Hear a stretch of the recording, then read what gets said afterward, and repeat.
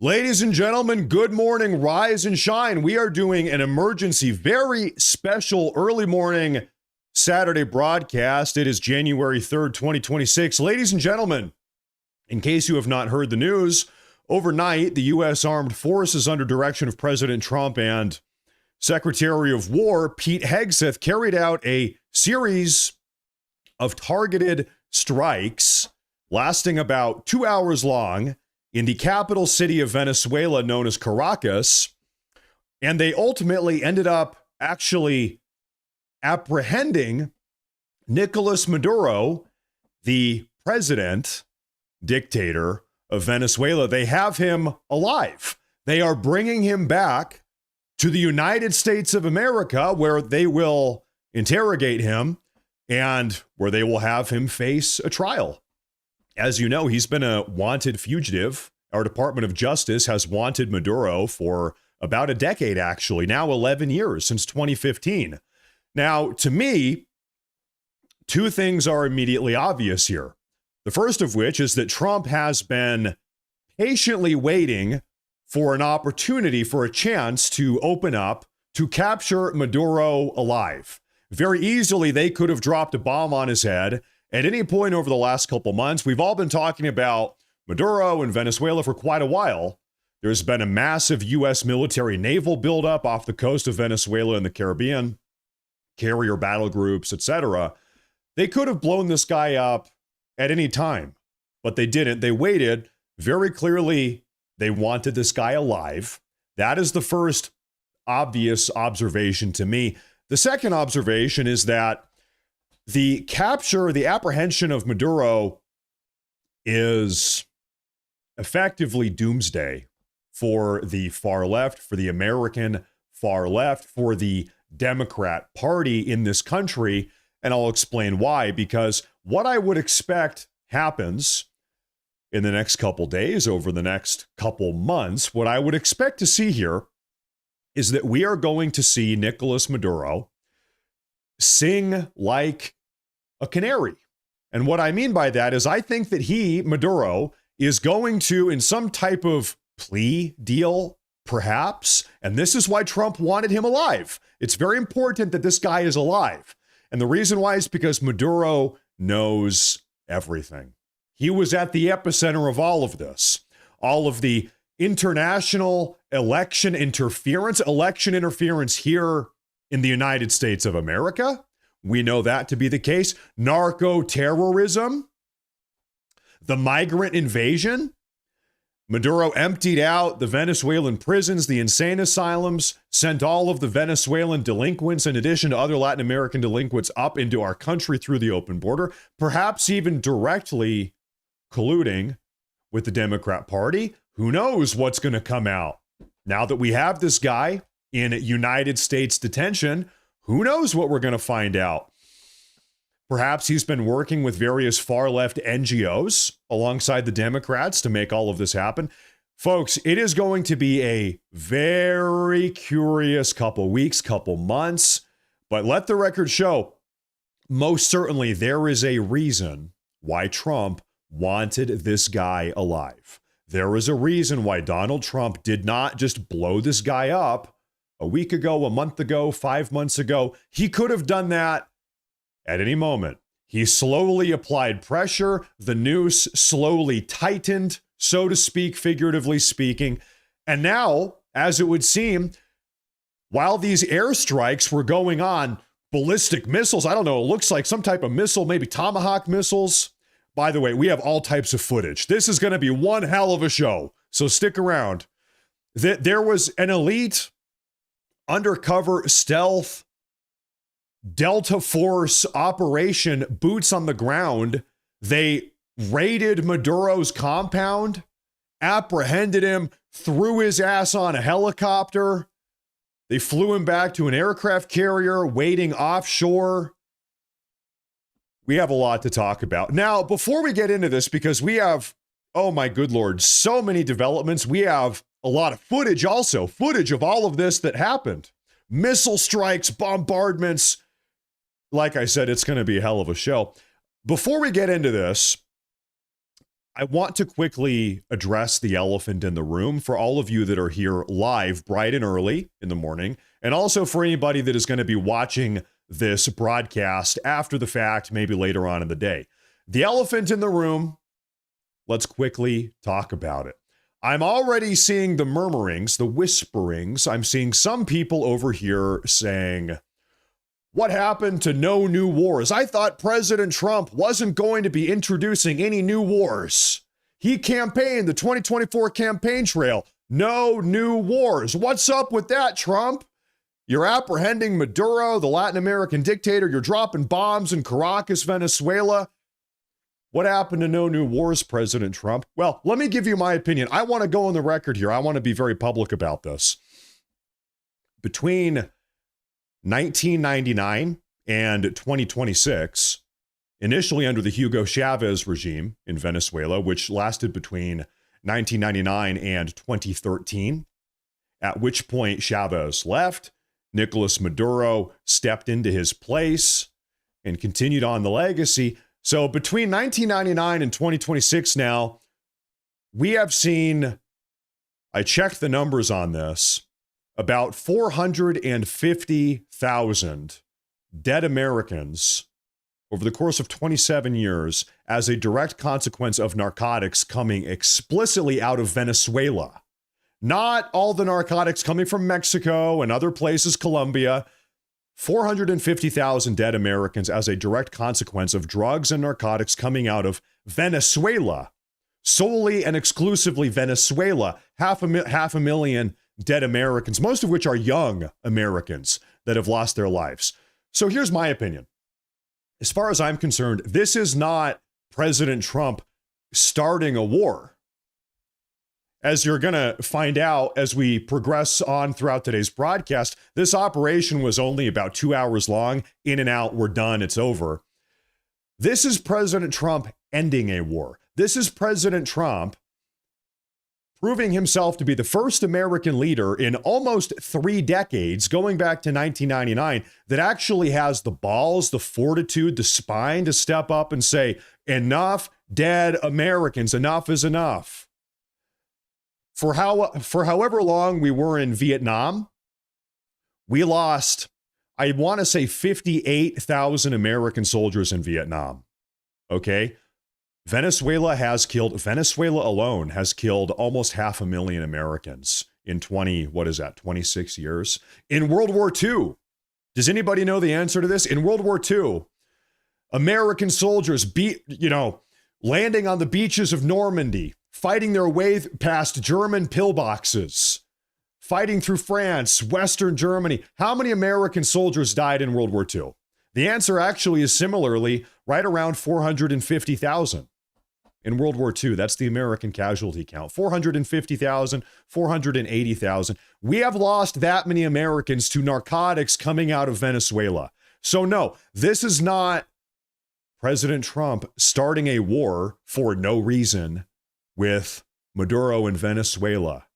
Trump isn't just going around starting a random war here for no reason. Trump is ending a war. And so I just want to get that on record here because I'm already seeing some people say this. Some people are saying, what happened to no new wars? Ladies and gentlemen, with that out of the way, that's the preface for today's entire broadcast. Let's get right into this. And folks, by the way, President Trump himself is going to be coming out and publicly speaking to the nation at 11 a.m. Eastern, which is 2 hours and 20 minutes from now. So this is going to be a longer broadcast, folks. I'm going to be here with you live this morning, Saturday morning, for 3.5, maybe 4 hours. Okay, so welcome to the Saturday show. Welcome to the Saturday morning emergency broadcast. Ladies and gentlemen, let's get right into it. And we have a lot to go through. By the end of today's show, you are going to understand every single component of this entire dynamic. Let's get into it. President Trump made an official announcement here a couple hours ago. He said, the United States of America has successfully carried out a large-scale strike against Venezuela and its leader, Nicolas Maduro, who has been, along with his life, captured and flown out of the country. Wow. This operation was done in conjunction with U.S. law enforcement. There's a little bit of legitimacy here. Details to follow. There will be a news conference today at 11 a.m. Eastern at Mar-a-Lago. Thank you for your attention to this matter. As you can see up top, folks, we have a lot to go through. This is what, as a little bit of a reminder, this is what President Trump had to say about Maduro. When was this? October 17th. Let's let this clip play. This is what he was saying 2.5 months ago.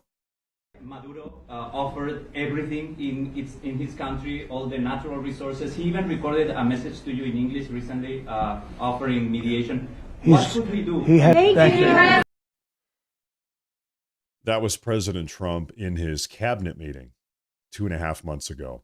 You want to know why Maduro is offering everything to the United States? Because he doesn't want to F around with the United States. That's at the cabinet meeting 2.5 months ago. Now, by the way, Maduro, let's add some context here. Maduro actually did not offer the one thing that Trump demanded. Trump demanded that Maduro relinquish control of the country. And we've talked about this ultimatum. This was an ultimatum that Trump gave to Maduro 3 or 4 months ago, probably 4 months ago now. Trump said, listen, Maduro, all you have to do is relinquish control of the country. You can go to Brazil. You can go run away to Colombia.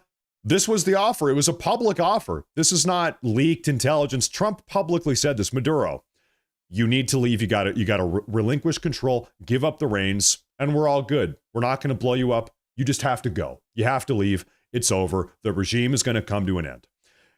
Now, Maduro obviously chose not to capitulate to President Trump's demand insofar as that goes. Maduro, in response, he came out and Maduro said, Trump, you can have all the oil, you can have whatever you want, I'll crack down on narcotics, whatever. Maduro actually explicitly offered Trump he said, Trump, you can have all of Venezuela's oil. Just let me stay in control. So I see some people also, the reason I say that is because some people are saying, oh, well, this is all about oil. The United States just wants all of Venezuela's oil. And, maybe that's a part of it. I'm sure it's a component of this.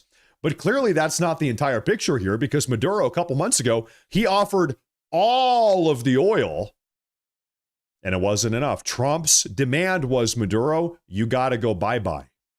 He didn't do that. And now we are in the find out phase of this dynamic. Tonight's operation to capture President Nicolas Maduro was carried out by the U.S. Army's 1st Special Forces Operational Detachment, the 1st SFODD, more commonly known as the who?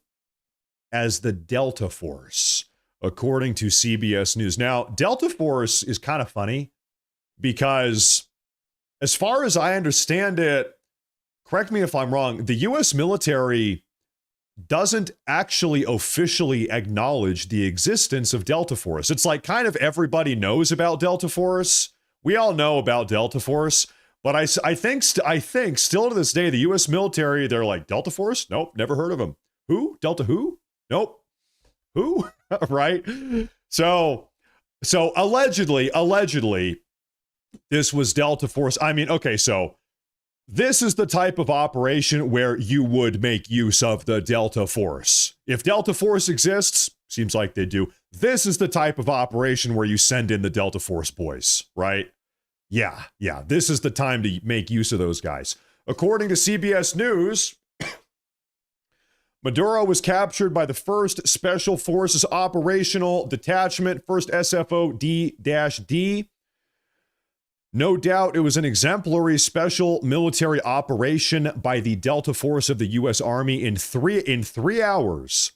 They infiltrated, struck all the strategic military assets, carried out a quick strike on Maduro, and exfiltrated with the narco-terrorist captured. I guess here's an old photo of some other Delta Force guys. There's a Delta dog. Looks like back in the Middle East. Okay. Now, we're going to read through this real fast. Trump, a lot of good planning after the Venezuelan strikes. The New York Times actually called President Trump on the cell phone at 4:30 a.m. East Coast, just 10 minutes after he announced the capturing of Maduro. Trump actually picked up the phone. The phone call lasted for about 50 seconds. Trump sounded tired. I imagine he was up all night. Trump is like 80 years old now, by the way. Good God. Trump is just go, go, go. Anyway, Trump sounded tired, called the military operation brilliant, and praised the planning and the troops involved.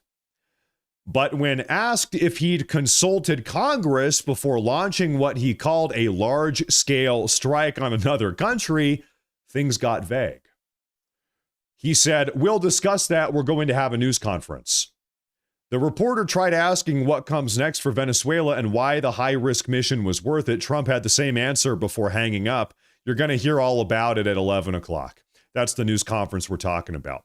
Now, ladies and gentlemen, this whole, like, did you talk about Congress? What's up? I'm seeing, of course, some people are saying, well, Trump has no right to do this in Venezuela. He's dropping bombs in Venezuela. Well, you know, for better or for worse, regardless of your personal opinion on the matter, or even my personal opinion on the matter, Trump does, in fact, legislatively have the right to do this. I think a lot of you are familiar with the 1973 War Powers Resolution, which allows, this is congressionally passed 53 years ago.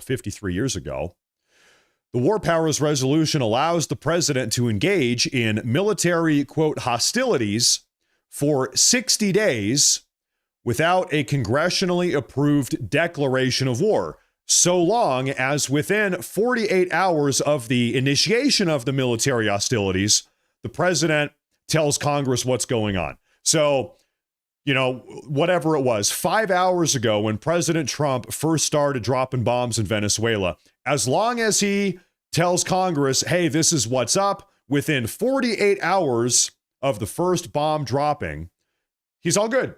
He hasn't broken any laws. And so now he has 43 hours left or 42 hours or something left to go talk to Congress about it. No problem. But no, this is, like I said, for better or for worse, whatever anybody thinks about it, this has been the precedent for quite a while now. And by the way, a lot of presidents have made use of this precedent. You've got all these other presidents, George Bush, both Bushes, Reagan, Obama, dropping bombs all over the place, killing people, all types of, covert operation stuff going on in Latin America, the Middle East. That's just kind of how it is. Like I said, for better or for worse. But no, Trump hasn't broken any rules. The point is, Trump hasn't broken any rules. Goes on to say, sources in the Venezuelan opposition tell Sky News that tonight's operation to capture Venezuelan President Nicolas Maduro and his wife were actually part of a negotiated exit between Maduro and the United States of America. So this is where things get a little bit interesting, right? And of course, this is unverified. This is coming from Sky News. Maybe it's true, maybe it's not. It's very early on. Allegedly, maybe this dynamic is such that actually Maduro agreed to this, that Maduro was actually negotiating with the United States, that he signed up for this, he signed off on this. And so this kind of ties back to this notion I said earlier, where maybe there is some type of plea deal. Maybe Maduro, he knew that his days were numbered. Trump comes to Maduro and says, listen, Maduro, you can either surrender, we can pull off a negotiated exit, you can come to the U.S., you can work with me, and you can spill the beans on all of this delinquent behavior. Voter fraud, all the Smartmatic voting machine election fraud, election interference, the drug smuggling, the narcotics. Are you working with the Democrats? Have you ever worked with the Democrats? You can work with me and blow a whistle on all of this, or we might kill you. The United States military might kill you at some point, or maybe your own people kill you. Because keep in mind, the Trump administration has put a tremendous amount of pressure on Venezuela. Venezuelans, we're going to talk about this here in about a half hour. Venezuelans are dancing in the streets right now. They are ecstatic that Maduro is gone. As it would turn out, he actually wasn't the most well-liked guy. And then you have the blockade. Trump is imposing a blockade. The country is becoming increasingly impoverished because of the blockade. Tensions are high domestically inside of Venezuela. Every single day that goes on, the risk of Maduro getting assassinated by one of his own fellow Venezuelans goes up as people become increasingly frustrated or disgruntled at the entire dynamic. So maybe Maduro saw the writing on the wall and he realized his only way out of this entire situation was to cut a deal with Trump, come up to the United States, and sing like a canary and say, yes, I was working with the Democrats. Yes, I was engaging in election fraud. Yes, I helped the Democrats steal the 2020 election. Maybe this is all part of a plea deal. Who the hell knows? This is the type of stuff that we're going to be finding out here. This is why this is so consequential. What has happened tonight, a couple hours ago, absolutely massive. I can't even express to you how consequential this is. What has happened tonight, last night, insane. And it's only going to keep getting crazier. Now, this is a photo that is going around. It's circulating right now. It's going viral on Twitter. I kind of don't believe it's a real photo, but I wanted to share this with you anyway. Allegedly, this is a photo of Nicolas Maduro getting detained by Delta Force. I kind of don't think that Delta Force or the Department of War would leak out a photo like this. I don't think so. I think this is probably fake, but anyway, this photo is going viral right now, so I figured I would share this with you. Just maybe it puts an image in your brain. You know, real quick, because we're doing a long show today, let me take a look at these super chats before they drop off the radar here. By the way, Christy, good morning. One of my favorite viewers, good morning. Thanks for tuning in on Saturday. Welcome to the show. She says, let's get this day out right. Let's start this day out right. Thank you, Matt. It is FAFO for real. This is a certified FAFO moment. By the way, Christy, everybody here? I have about a half hour I'm going to share with you guys today of footage of what happened in Venezuela 5 hours ago. I have footage of bombs flying in, rockets, missiles, Apache helicopters flying over Caracas, shooting rockets at buildings. Like, it's nuts. And we're going to get there. But first, we've got to go through all the preliminary stuff. Stick around. This broadcast is going to be insane. So good morning. Good morning. Thank you for tuning in. This is going to be one hell of a broadcast. Thank you very much. This is a certified FAFO moment. This is Mark Mason. Mr. Mason, good morning. Big time super chat says, Matt, with the Minnesota fraud, are you worried the Dems will try to slow ride the fraud out until midterms, hoping they might win, then sweep this under the rug? Happy New Year. I'm sure they're going to try to do that. I'm sure they're going to try to sweep this under the rug and divert and distract and call you a racist if you care about it, I'm sure. But I think the cat's out of the bag now. I think the cat is sufficiently out of the bag. Mr. Mark Mason, by the way, good morning. Thank you very much. Thank you very much. Let's keep on going. Spear the Seas, thank you for the membership. Thank you, everybody, for tuning in, especially on an early morning like this. The first photo has been released showing Venezuelan dictator Nicolas Maduro detained once again. So this is that probably fake photo. And you notice this is just posted on X. Somebody took a camera picture of a photo on a computer screen. I'm not exactly sure if I buy this photo. This is probably a bull crap photo. But anyway, this individual says Trump should just kidnap random third world leaders like once a month to keep everyone on their toes. You know, I'm not going to advocate on behalf of that, but I'm also, if that were to happen, I'm not exactly gonna push back. I wouldn't exactly push back on that.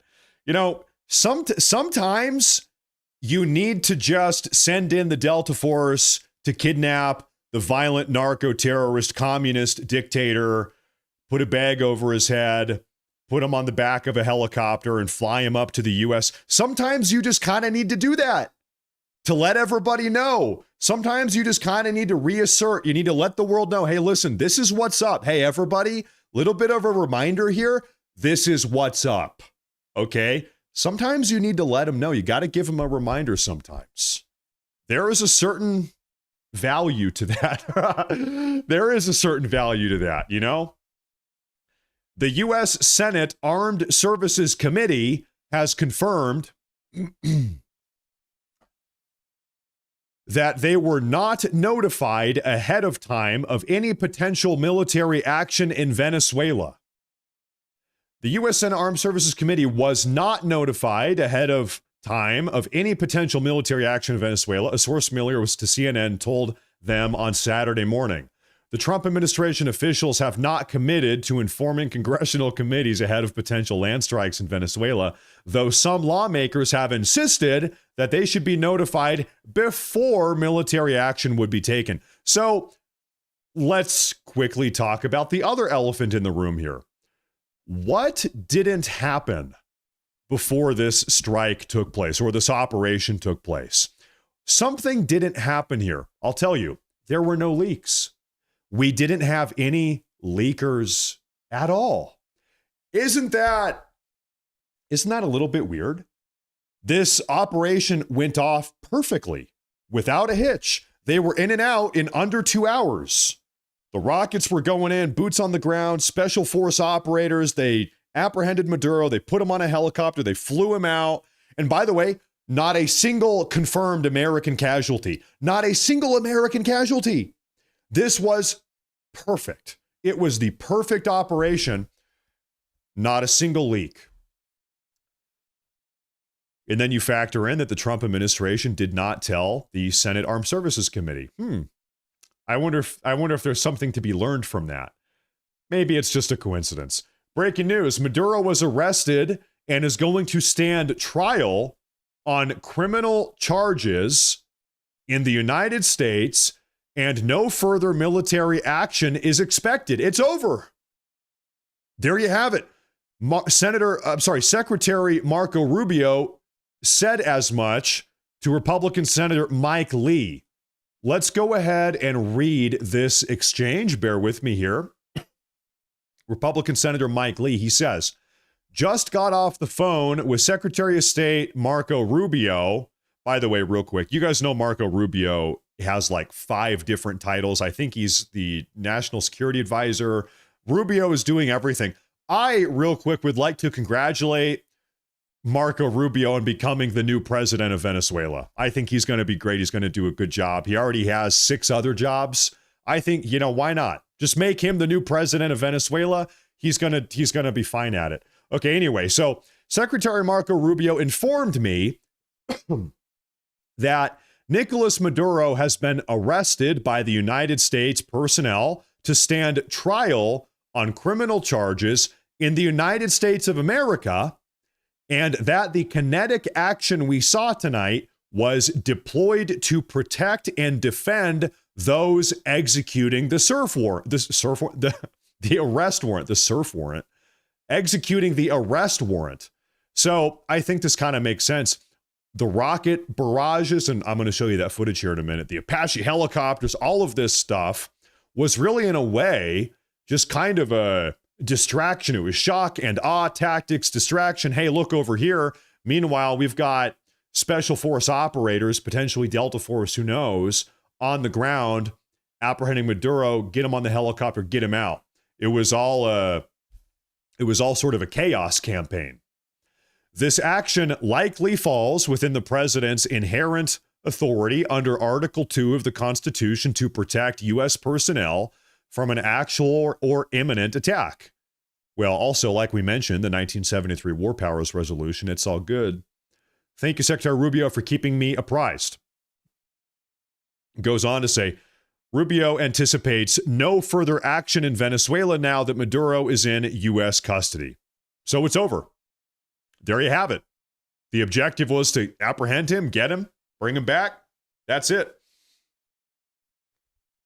We have another report coming out here, ladies and gentlemen. Trump held a national security briefing hours before U.S. military strikes in Venezuela. Trump convened a high-level national security meeting at his Mar-a-Lago residence last night, hours before U.S. military operations began in Venezuela. Multiple senior advisors were present for extended discussions as intelligence and military developments unfolded in real time. According to sources familiar with the operation, the White House is expected to issue a formal statement once American military aircraft have cleared Venezuelan airspace. Well, we know that at 11 a.m. Eastern, what is that? I'm on the web. It's like 2 hours from now. They're going to be issuing that statement. In fact, Trump himself is going to be issuing that statement.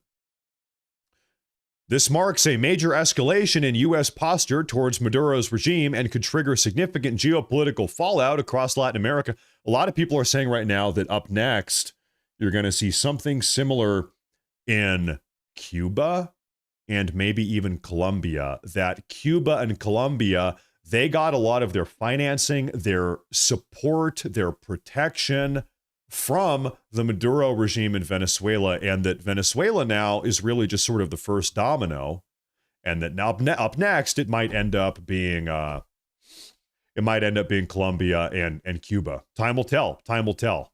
All eyes are now on Caracas as the region braces for a potential regime change. It seems like that is going to be the case. It seems like there will, in fact, be a regime change. Now, we hear from Secretary of State Marco Rubio directly. Actually, what he did, so rewind. Marco Rubio posted this. What is this? In July 27th, he said, and I quote, "Maduro is not the president of the United..." Sorry, listen, it's early in the morning. He is not the president of the United States of America, but he's also not the president of Venezuela. Maduro is not the president of Venezuela, and his regime is not the legitimate government. Maduro is the head of the Cartel de los Soles, a narco-terror organization which has taken possession of the country, and he is under indictment for pushing drugs in the United States of America. Now, let's do a little bit of a historical recap. It was in 2015 when the president of the United States, at the time, his name was Barack Hussein Obama, 2015, Obama, he came out, he gave a national announcement and said, Maduro is a national security threat to the United States of America. The first American president to actually designate Maduro as a national security threat. Yes, Democrats, I hate to break it to you, it was Barack Obama. By the way, Maduro came into power in the middle of 2013. So within about a year and a half, 2 years at most, Barack Obama has identified Maduro as this guy is a national security threat. And then Trump gets into the White House in January of 2017. Trump similarly says, this guy's a problem. Now there's a $25 million bounty on Maduro's head. From the DOJ designates him as national security threat. And hold on, I'm seeing some people tell me that Trump is live on Fox right now. I do not think that is the case. Hold that thought. This is kind of the way things are with, no. Okay, Trump is not live on Fox right now. Listen. Please do not spread fake news. Trump is not live on Fox right now, folks. Trump is scheduled to come out and speak to all of us at 11 a.m. Eastern. 11 a.m. Eastern. This is live now from Fox. Okay. 11 a.m. Eastern. So anyway, I'm going to continue with the broadcast here. So, you know, like I was saying, I totally lost my train of thought here. Yes, he is. Well, listen, I don't have that. I don't know what to tell you. I'm going to continue on with my broadcast. I checked. I don't see it. That's too bad. Anyway, so what I was saying is that Trump gets in the White House in January of 2017. Trump's DOJ places a bounty on Maduro's head of $25 million. Trump leaves. It's Joe Biden. Trump comes back. Now they double the bounty up to $50 million. And so today, Trump Marco Rubio, Secretary of State, reposted what he posted back in July. Senator Tom Cotton chimes in just a couple hours ago, and he says this: Nicolas Maduro wasn't just an illegitimate dictator, he also ran a vast drug trafficking operation. That's why he was indicted in U.S. court nearly 6 years ago for drug trafficking and narco-terrorism. I just spoke to Secretary Rubio, who confirmed that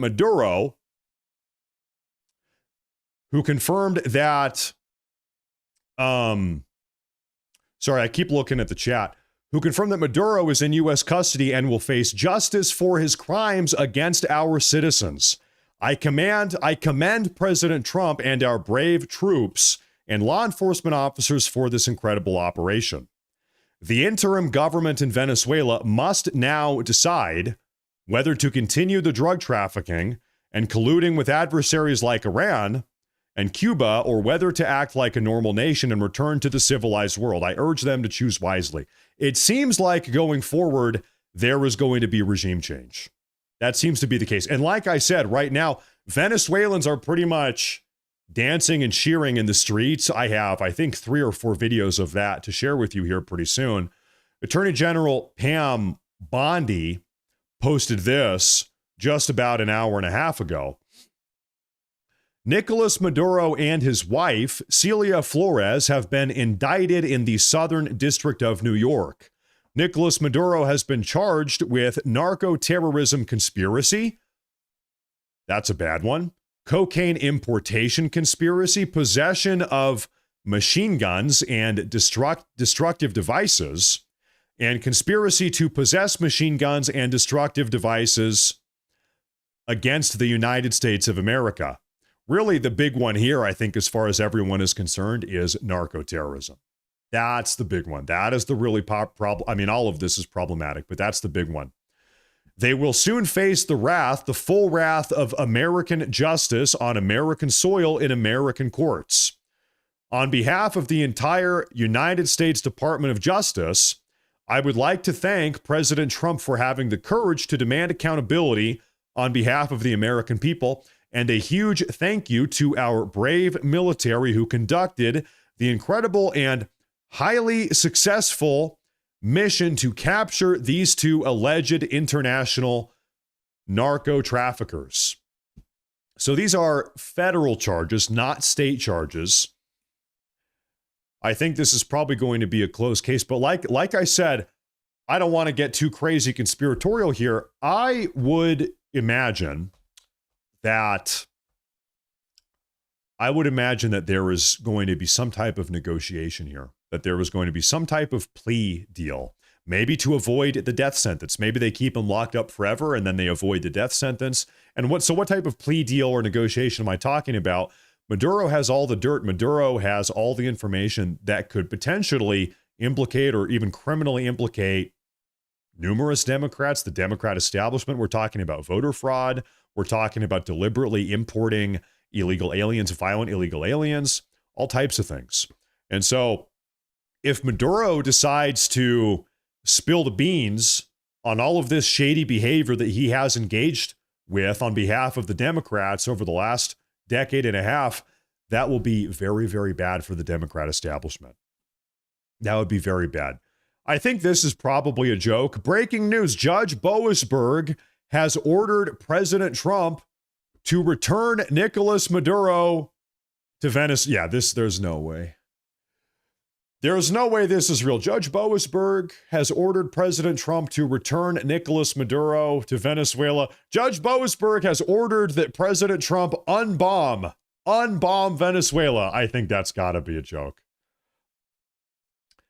This is a little bit of a curiosity here. Nicolas Maduro should have studied history before waving a sword at President Trump. January 3rd, 1990, we captured Panama's narco-trafficking dictator, Manuel Noriega. Some of you older members of the audience might remember that. There's Noriega on the left. This is Maduro on the right with his saber.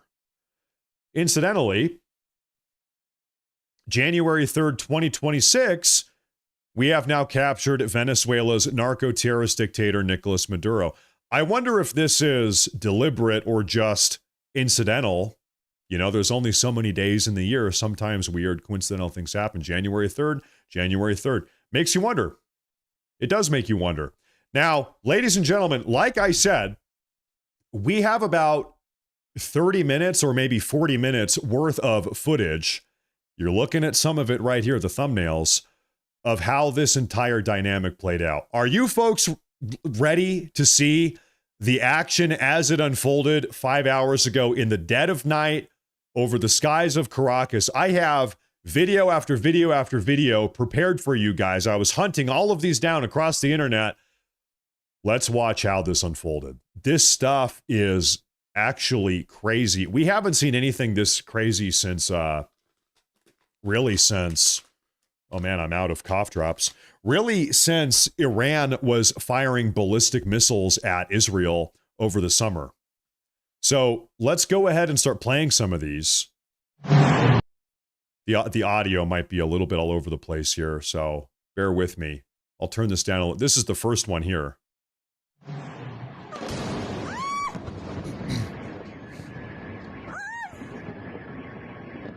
Wow. So you already see there is one smoking, smoldering crater there. And then another one comes in.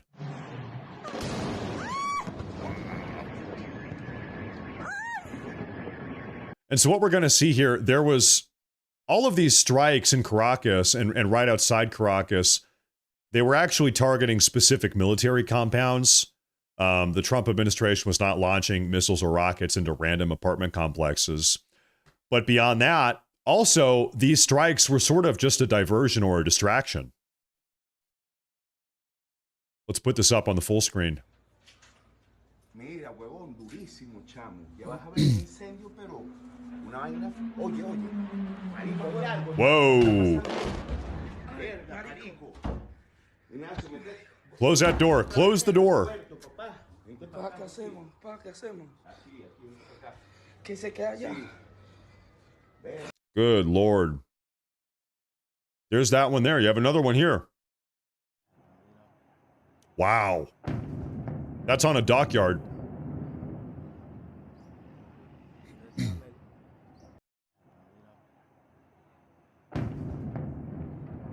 Massive.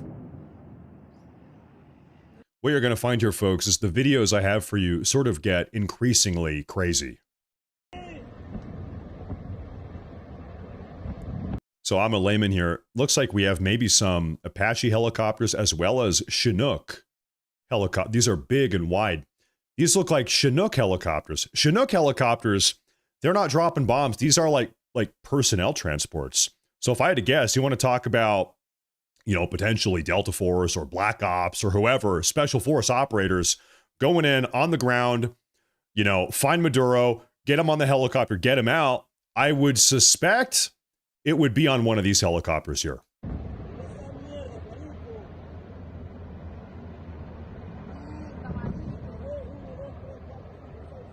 Look at that. Look at that.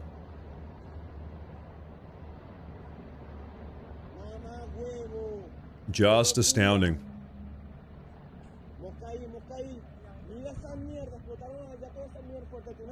You have to imagine as a pilot, this is one of the most difficult missions you can do. I mean, you've got special force pilots, right? I think we're talking about the 160th SOAR, the SOAR group. We're going to actually take a closer look at that here in a minute. But, you know, like, imagine you're a pilot flying a helicopter. You're loaded up in the back with a bunch of guys in the back. There's turbulence. There's bombs going off to your left and right. It's as dark as it's going to be. Tough job. One hell of a job. And once again, the mission was flawless. It was executed flawlessly. Wow. The bombs are going off.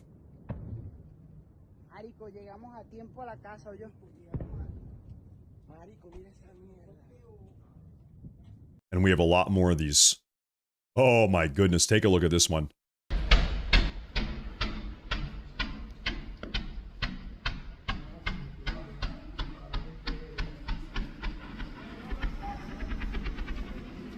Wow. Shock and awe.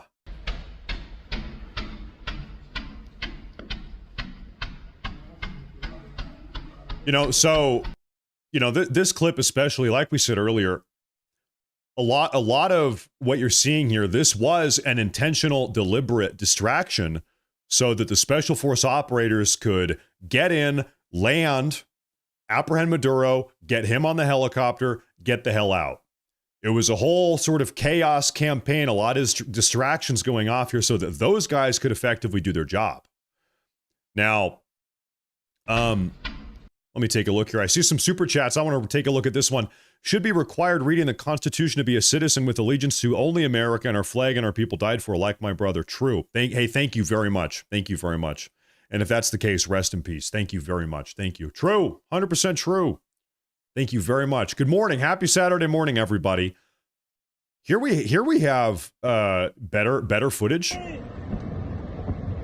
No, this is the same one that we already saw, actually. Oh, here's our information about the 160th SOAR, the Special Operations Aviation Regiment, SOAR, which is likely involved in what's going on in Venezuela.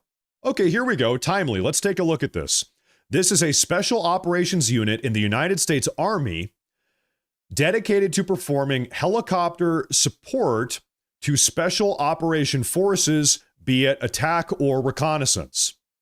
They have the expertise in night operations, low and aggressive flying, just like we are seeing now. They are also known as the Night Stalkers. Famously, they were also involved in Operation Neptune Spear over Pakistan, which resulted in the killing of Osama bin Laden. There you have it. And I'll tell you what, that logo is badass, like badass, cool. Okay. And so they've got all types of like probably special aircraft that they use for missions like this. Excellent. The 160th SOAR, the Special Operations Aviation Regiment. Totally cool. Here's a summary of the Venezuelan airstrikes. At least four individual sites have been hit, and around Caracas in the first wave of the strikes. The port of La Guaira in Miranda State, Francisco Miranda La Carlota Air Base in Caracas, Fuerte Tiana Military Base, and El Volcan Signal Antenna. Pull this up here. So they took out a port, and we saw a video of that. We saw that port getting blown up. We saw that. There's an air base in Caracas they took out. They took out a military base, and they took out a signal antenna. I feel like I'm playing a video game. I feel like I'm looking at a video game map here. Take out the air base. Yep, there you go. Take out the satellite dish. So these are the 4 locations they hit. And then while those locations are being hit, then you've got special force operators on the ground apprehending Maduro. And it went off perfectly. The plan went on without a hitch. They got him alive. They have him alive. Yes. For anybody new tuning in right now, they went in there. They blew up a bunch of buildings. They took out a series of select targets that we were just talking about. And then they also successfully apprehended Nicolas Maduro alive. He is in U.S. custody right now, alive.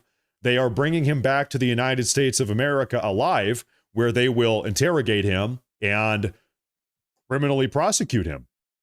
That's what's going to happen. Now, I can't help but remember, Nicolas Maduro, he's had a $50 million DOJ bounty on his head. Who gets the bounty?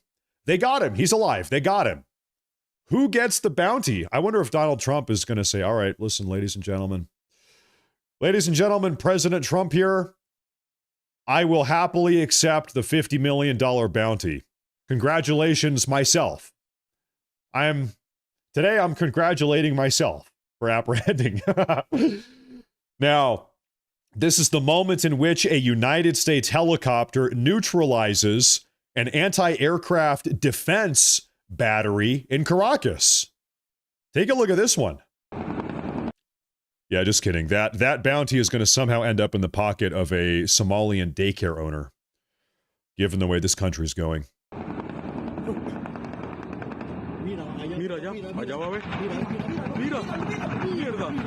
Wow. Mierda. Qué loco, huevón. We're gonna replay that here in a second. Did you see that? Mierda. No. Estos bichos no están jugando de pana. Estos bichos no están mamando gallo, te lo juro.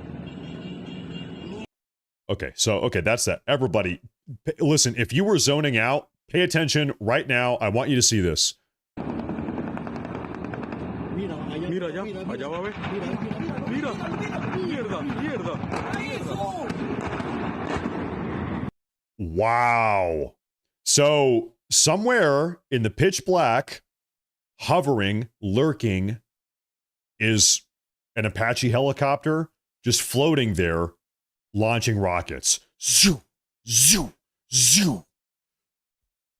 You know, can we just be honest here? Even if you hate President Trump, even if you're pissed off that Trump got Maduro, even if you're super mad, you have to admit this is like awesome.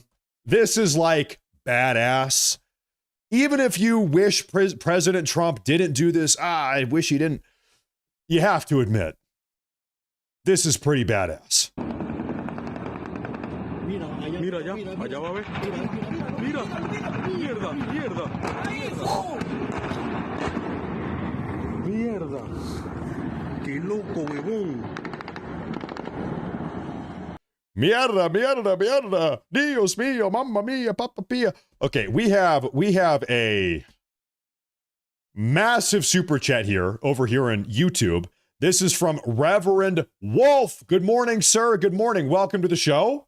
What time is it? 6? It's 6 in the morning for me. Guys, I got 2 hours of sleep. I was laying in bed for 4 hours reading the news. I said, it's too early. I can't start the broadcast. It's like 2 in the morning. I need to wait a couple hours. I was laying in bed reading news. My wife actually went and slept upstairs because I had the light on.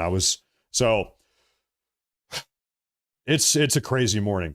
Reverend Wolf, good morning. He says, good morning, my brother in Christ. It seems Master Trump is bringing in the new year with some fireworks. They didn't need those ammo storage buildings anyway. The $130 is to cover the 30% that YouTube takes. We miss you here in Washington. Lol. Someday we're going to flip Washington. Listen, as long as guys like you and me are alive, we are going to take this state back. We will. We'll flip it back. By the way, thank you very much. Thank you very much. Just a little shout out. Rumble doesn't take 30%. I don't even think Rumble takes anything. Maybe 1%. I don't even know. They barely take anything. So, hey, listen, shout out Rumble. We love Rumble. But Reverend Wolf, good morning. Thank you very much. Welcome to the show. Thank you for tuning in. Happy Saturday. And I think it is a pretty happy Saturday. It's a happy Saturday for everybody other than Nicolas Maduro and I suppose the far left radical progressives. Good morning. Good morning. Okay, play it one more time because it was so cool. Mira allá, allá va a ver. Mira, mierda, mierda. Wow. Okay, now I think we actually have this from another angle. We're going to take a look at that here in a minute. But first, check this out. Here's a panoramic view from up on the hilltop. Whoa. Wow. Yep.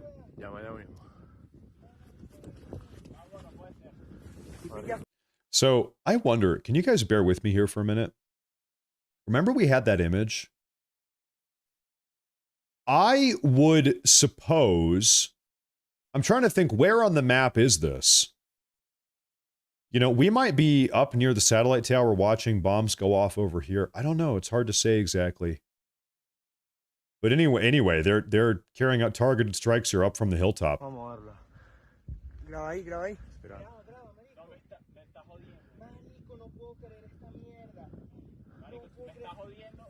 Marico, tengo el corazón mío. Ya, marico. Llama ya mismo.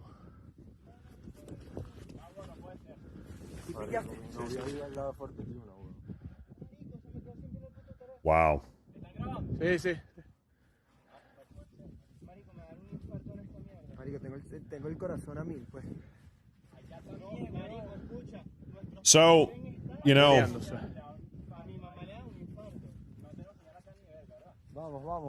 cambiar. for the last 2 or 3 months now, we have been watching almost like propaganda style videos come out of Venezuela where they've got Venezuelan military men marching around. They're setting up anti-air turrets, you know, surface to air missiles to blow up American fighter jets. They've been, you know, talking a big game here for a couple months. Where was the resistance? Yo, Venezuela, like, where were you guys? I don't even know if the Venezuelans fired a single shot in defense. Where was the great Venezuelan resistance that we've all been hearing so much about for the last 3 or 4 months? Where was that? It seems like they didn't do anything. We did see, however, a lot of this.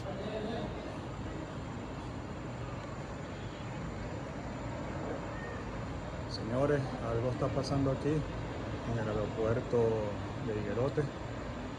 Horrible, horrible. O sea, no sabemos qué es, pero algo pasó ahí. Algo está pasando, muchas explosiones, como pueden ver. Wow. Pero horrible, o sea, un coñazo demasiado fuerte. Blown the hell out. And this guy's down here. He's like, man, it is 1 a.m. I'm just a random dude. It's 1 a.m. I'm trying to sleep. I had a long day at work, and now I've got these freaking bombs going off 200 meters away. Can I please just get one good night's sleep? No, you can't. No, you cannot. Sorry about that. We have this one here. Let's put this one up on the full screen.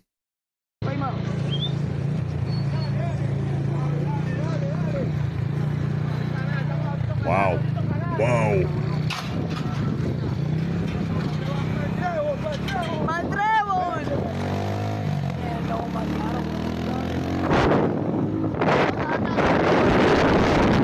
Loud.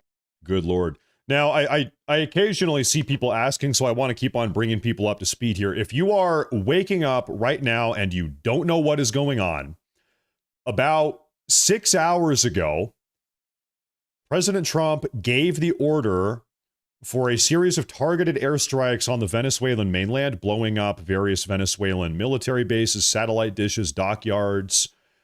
Also, while those strikes were being carried out, a undercover special forces team of American military members landed in Caracas, found Maduro, Nicolas Maduro, the dictator of Venezuela, apprehended him alive, threw his ass on a helicopter, and now they are flying him back to the United States right now as we speak. Maduro is in U.S. custody. They didn't even kill him. They got him alive. They're bringing him back. They're going to interrogate him. They're going to criminally prosecute him on U.S. soil. That's where things are. There was not a single U.S. American casualty. The operation went off perfectly. And so that's kind of where we are now. President Trump is going to come on out and address the nation about all of this in how long? 90 minutes. In 90 minutes. So what has gone on, like I said, overnight, about 6 or 7 hours ago, is just astounding, insanely consequential. This is big news, massive news. And so we're going through all of this right now while we're kind of waiting for President Trump. Oh, take a look at this. Remember that Apache helicopter? I think this is that Apache helicopter firing rockets from a different angle. Take a look at this. Maybe? Nope. But it is pretty crazy. Look at this.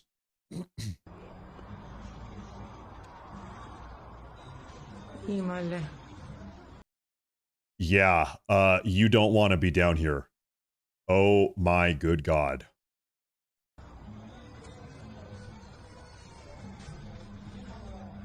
Wow.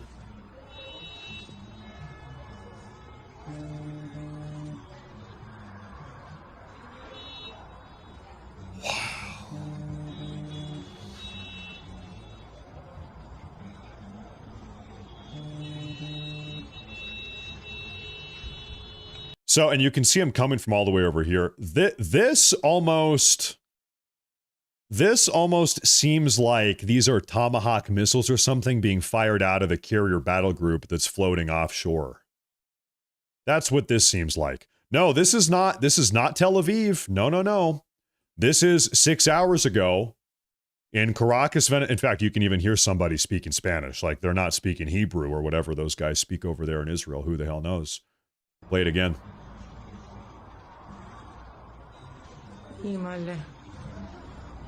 This is not Israel. This is 6 hours ago in Venezuela.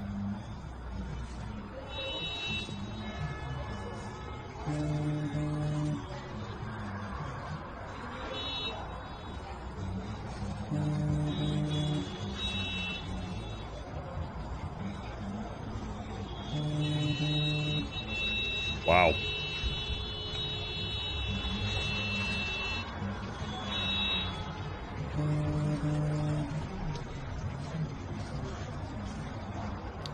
So it does. I understand how some of you mistook this for being in Israel because we saw over summer, what was it, July, where Iran was sending in ballistic missile after ballistic missile, and it did look very similar to this. Now, Israel, they have their Iron Dome missile defense system, and ultimately very few of the Iranian ballistic missiles ever actually did any damage because you would see the Israeli Iron Dome missile interceptors coming up and, shooting them out of the sky. Well, Venezuela does not have that. They have no such Iron Dome. And you can see off in the far distance, all of these missiles are just making landfall, doing massive damage. Good Lord. Good God. Okay. Now, I will, because we have some more people tuning in here, I'm going to go on the record. Okay. I said this earlier on in today's broadcast, but I figure I'll say it again because we've got 4 times as many people tuning in right now. This is my opinion. Feel free to disagree, but I'll tell you my opinion real quick. I'm seeing some people in the chat or on Twitter earlier saying, what happened to no new wars? President Trump is out here starting wars.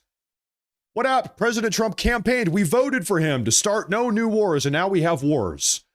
Well, first off, when you think of a war, you think of sort of an elongated military conflict, maybe a more permanent set of boots on the ground, a back and forth casualties on both sides. I would not characterize what has gone on here in Venezuela, a 2-hour in and out operation, as a war. First off, that's my humble opinion. Second off, if you go back to 1999, when Hugo Chavez became the president dictator of Venezuela, his reign lasted until 2013, at which point Maduro stepped in, and Maduro was leading the country until 6 hours ago. So this is 26 years, 27 years of Hugo Chavez into Nicolas Maduro regime. In that time frame, I looked this up, fact check me on this. Around 450,000 Americans, predominantly young Americans, have died as a consequence of illicit narcotics coming out of Venezuela specifically. I'm not talking about the narcotics coming out of Mexico or Colombia or wherever else in Latin America. These are drugs over 27 years that have come out of Venezuela specifically. 450,000 dead Americans. And I think at this point, it's probably good to characterize what differentiates a narco-terrorist from a run-of-the-mill drug dealer. Why do we call Chavez and Maduro narco-terrorists? What's the difference between a narco-terrorist and a run-of-the-mill just drug dealer? Well, what Maduro what Maduro and Chavez have been doing is deliberately and intentionally lacing more mundane, innocuous drugs with deadly drugs like fentanyl for the sole and exclusive purpose of not just making money, drug dealing, you're making money, but to explicitly and intentionally kill Americans. The goal was to kill Americans. We're going to take cocaine from Colombia or marijuana or other drugs, ecstasy, Molly, PCP, party drugs, whatever people do. We're going to sneak in a little bit of fentanyl. We're going to sell that into the United States so that, yes, one, we are making money, but also two, we're killing Americans. The goal, we know this, explicitly and intentionally is to kill Americans on top of make money. And so this is why we use the word narco-terrorist as opposed to just like run-of-the-mill cartel drug dealer. We've known that they've been doing this for a long time, for 27 years. We've got 500,000 dead Americans. If you want to put that number, 500,000 dead Americans, let's talk about, real quick off the top of my head, how many Americans died in World War II? I'm not talking about the Holocaust or the concentration. I'm talking like American soldiers. How many American soldiers died in World War II? Storming the beaches of Normandy, combating their way through France into Western Germany. How many young American soldiers died? It's actually about the same number, about 450,000, 500,000 American soldiers died in a year and a half or 2 years that we were involved in that way in World War II. So that's a lot of people. That's a lot of Americans. 500,000. That's a lot of dead Americans. And this is the direct result of the explicit intentional, objective of Venezuela, the two Venezuelan regimes, Chavez and Maduro, over the last 27 years. And of course, there are other reasons why, we are upset at the Maduro regime specifically. There is the oil stuff. In fact, if you want to do a quick oil rundown, there's sort of a complex history with Venezuelan oil and how it relates to America going back to the 1970s. We can talk about that if you want. Venezuela, the Maduro regime and Hugo Chavez also, they developed, Chavez in the early 2000s developed a Venezuelan proprietary election interference technology piggybacking off of these Smartmatic online voting systems that they have used to interfere in elections in numerous countries, like 30-something different countries across the world over the last 25 years. They've interfered in elections here in the U.S. We know that's the case also. They were involved in 2020 and also 2024. They attempted. So,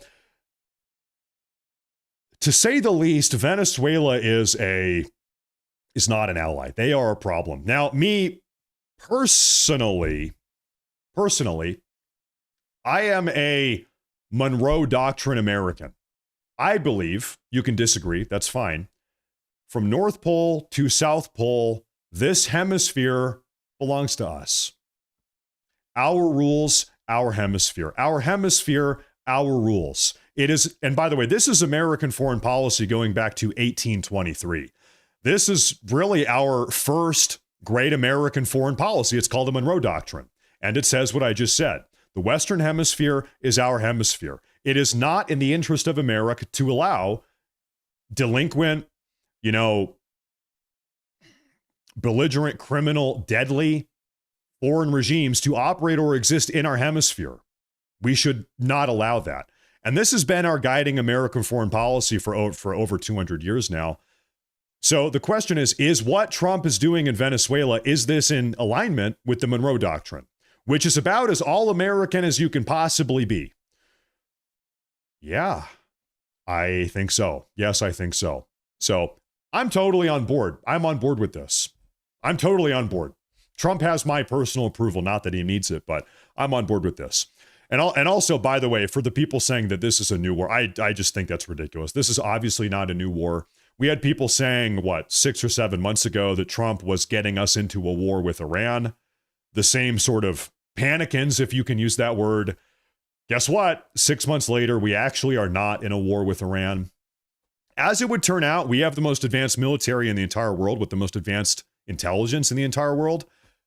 We can kind of carry out highly specific targeted strikes and just get away with it. We can kind of just do that, as it would turn out. And so that's kind of what Trump is doing. Of course, I suppose if you want to still be mad about that, that's fine. That's your prerogative. But I just don't really agree that this is a war. I don't think this is a new war. In fact, given the 450,000 dead Americans over the last 27 years, if anything, Trump is ending a war. That's my honest to God opinion. Trump is the first president we've had since 1999 to say, listen, these illicit narcotics coming in the country that are designed in Venezuela to kill Americans, we're done with that. We are done tolerating dead Americans in this country. We're done turning a blind eye to narcotics coming from Latin America, in this case, Venezuela. We're putting an end to it. Trump is, in my opinion, ending that war. So that's my humble opinion. You can agree or disagree, but that's how I personally feel. Anyway, we have more footage to show here. I just wanted to kind of address the elephant in the room because I do see some of those comments. You know, listen, all I can do, I understand as a broadcaster here, especially in the realm of politics, not everybody is going to like me. Not everybody is going to disagree with me or agree with me. But at a minimum, all I can do is give my audience, that's you guys, the respect of just being honest. I have to give you my opinion. I'm not going to lie to you. I'll be honest. I'll tell you how I feel. And if you disagree or you hate me or you love me for it, you know, let's let the cards fall where they may. Some people, they might say, oh, screw you, F you, Matt Morris. Okay, fine. You know, this broadcast is not for everyone. In the same way that this country is not for everyone. You know, the country's not for everyone. Some people need to be deported. Some people need to be maybe deported from the live chat sometimes. That's the way it is. Let the cards fall as they may. But all I can do is be honest. Now, here we go. Here we go. Oh, there it is.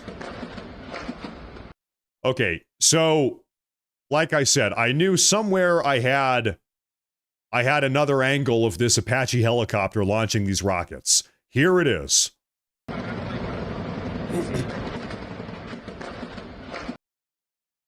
Wow.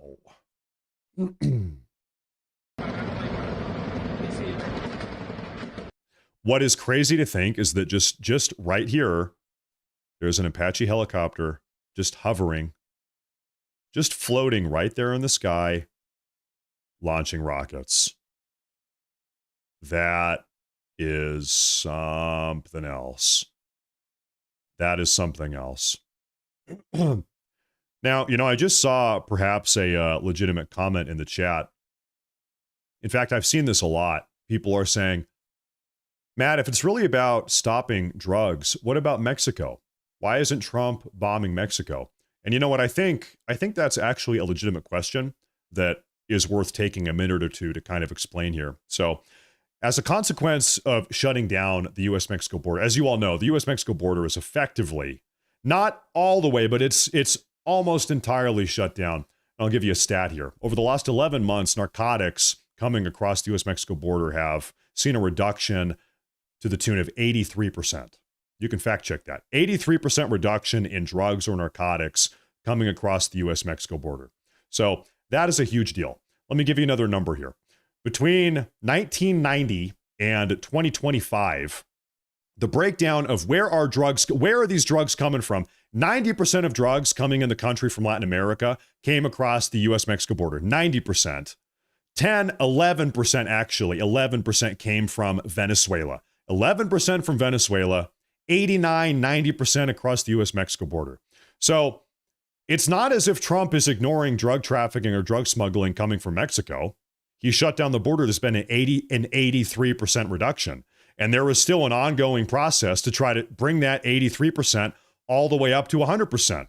As we all know, in 2026, they're hiring another 3,000 or 4,000 CBP agents, DHS agents, ICE agents. There's more funding into OBBB for continuing the border wall. They're building the border wall. So that number, he's already taken a huge crack out of that. And they're still working on that.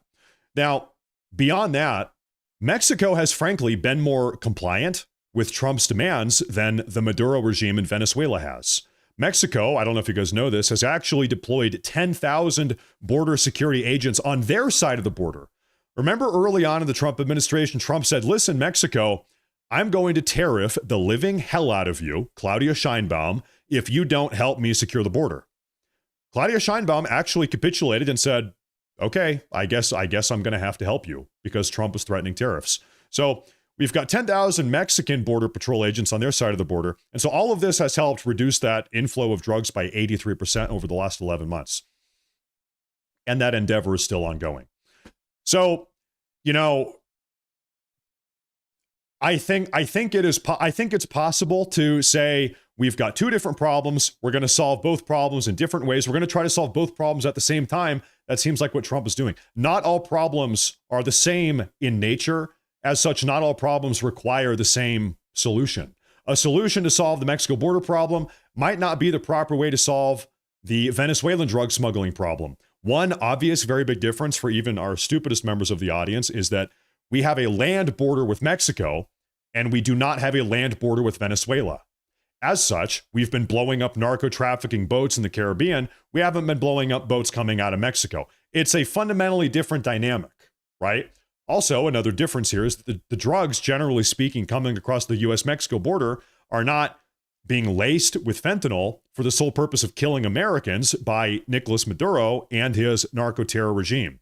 Yes, they are drugs, albeit less, like I think it's fair to say, less deadly drugs.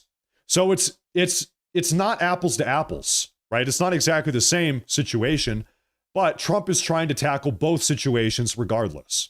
So this sort of narrative that, well, why is Trump doing this in Venezuela when there's also drug stuff in Mexico? Well, he's doing that too, but it's also a different dynamic. He can do both in different ways. Is that fair? Do you guys kind of agree? Do you know where I'm coming from? I try to be level-headed about this stuff. So, okay. That being said, we still have more of these videos. I keep getting hung up, but you know, it's actually fine. This is a good morning to talk and sort of break stuff down. That's kind of the point of today's broadcast. We have more footage here coming out of Caracas, Venezuela. I want to put this up on the big screen here. Take a look at this one.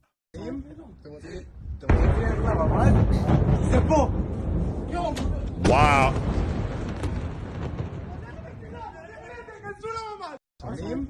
Okay, if you were zoning out, if you were not paying attention, you need to watch this.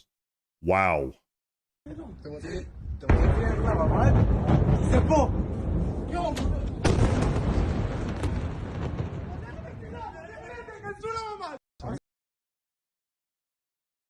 Wow. Holy hell. Good God. And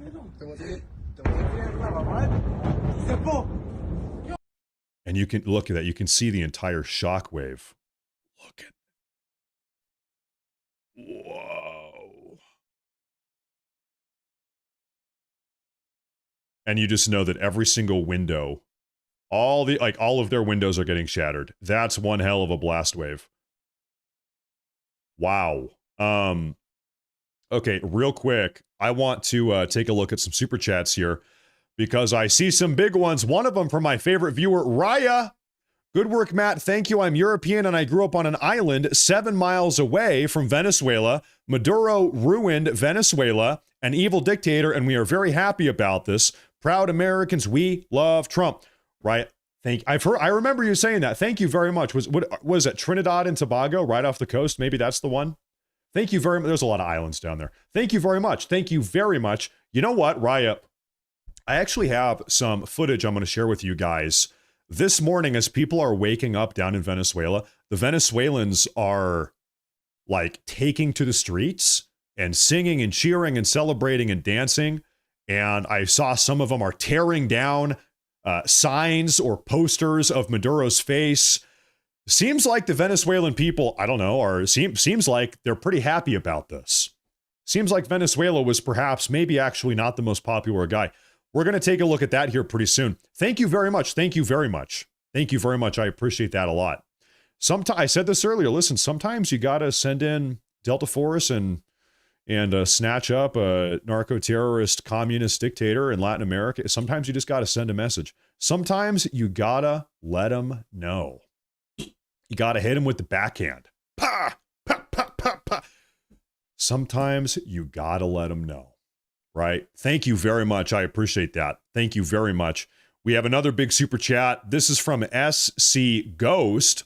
He says, hello, Matt. Happy New Year and God bless you and your family. Fellow ex-Vanilla WoW player here from the Storm Rage server. Since Trump won, me and my family were bombarded with all sorts of fake news and I needed a reliable source for truth. Thank you, Matt. Hey, shout out the vanilla WoW players. Shout out anybody playing World of Warcraft out there. That's World of Warcraft. Shout out the World of Warcraft. Shout out all the gamers in the audience. If we have any gamers out here, thank you very much. Thank you very much. I appreciate that. Good to see you. Us WoW players got to stick together, man. It's a cruel world. It's a crazy world. We got to stick together. Thank you very much. Thank you very much. I appreciate that. Oh, you know what? Now we're going to take a look at some of that footage. Look at this here. Look at this. Let's put this up on the big screen, ladies and gentlemen.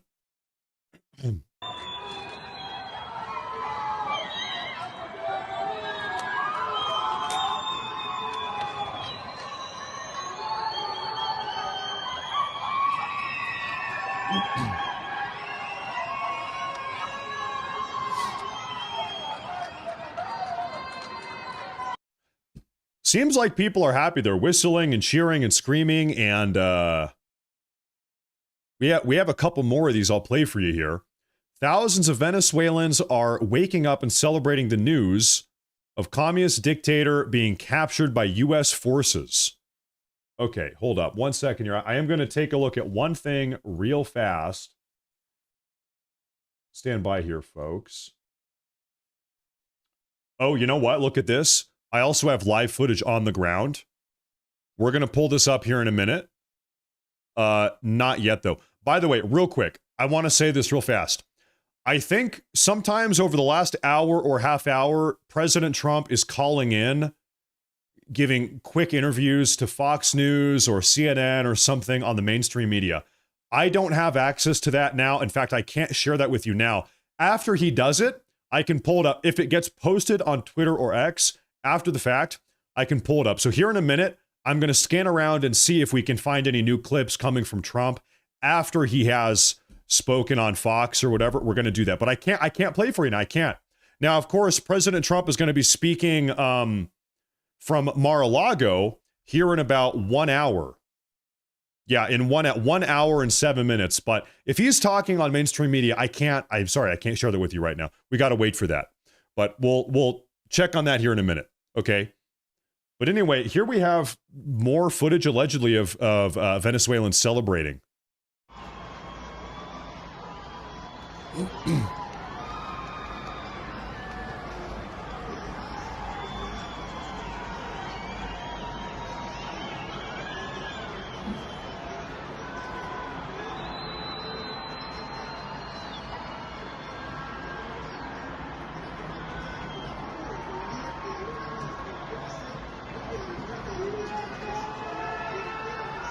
Seems like people are happy.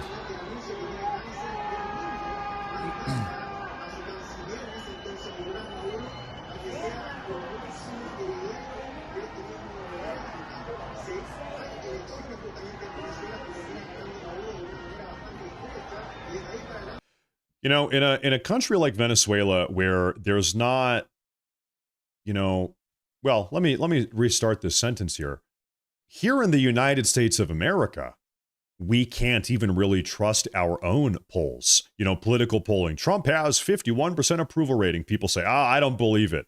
I don't trust the CNN poll. I don't trust the Fox News poll. We don't even believe our own polls. And so think about a country like Venezuela, a little bit more third worldy. It's really hard to know, frankly, what percent of the population loves Maduro, what percent of the population hates Maduro. I'm sure some percent of the country loves him. I don't know if that's 50 or 60% or if it's 15 or 16%. I don't know. And frankly, I don't think anybody knows. I don't think anybody knows that. We can speculate. I think we're going to have to wait and see what happens over the next couple hours, what happens today on the streets. This is this morning. A couple hours ago.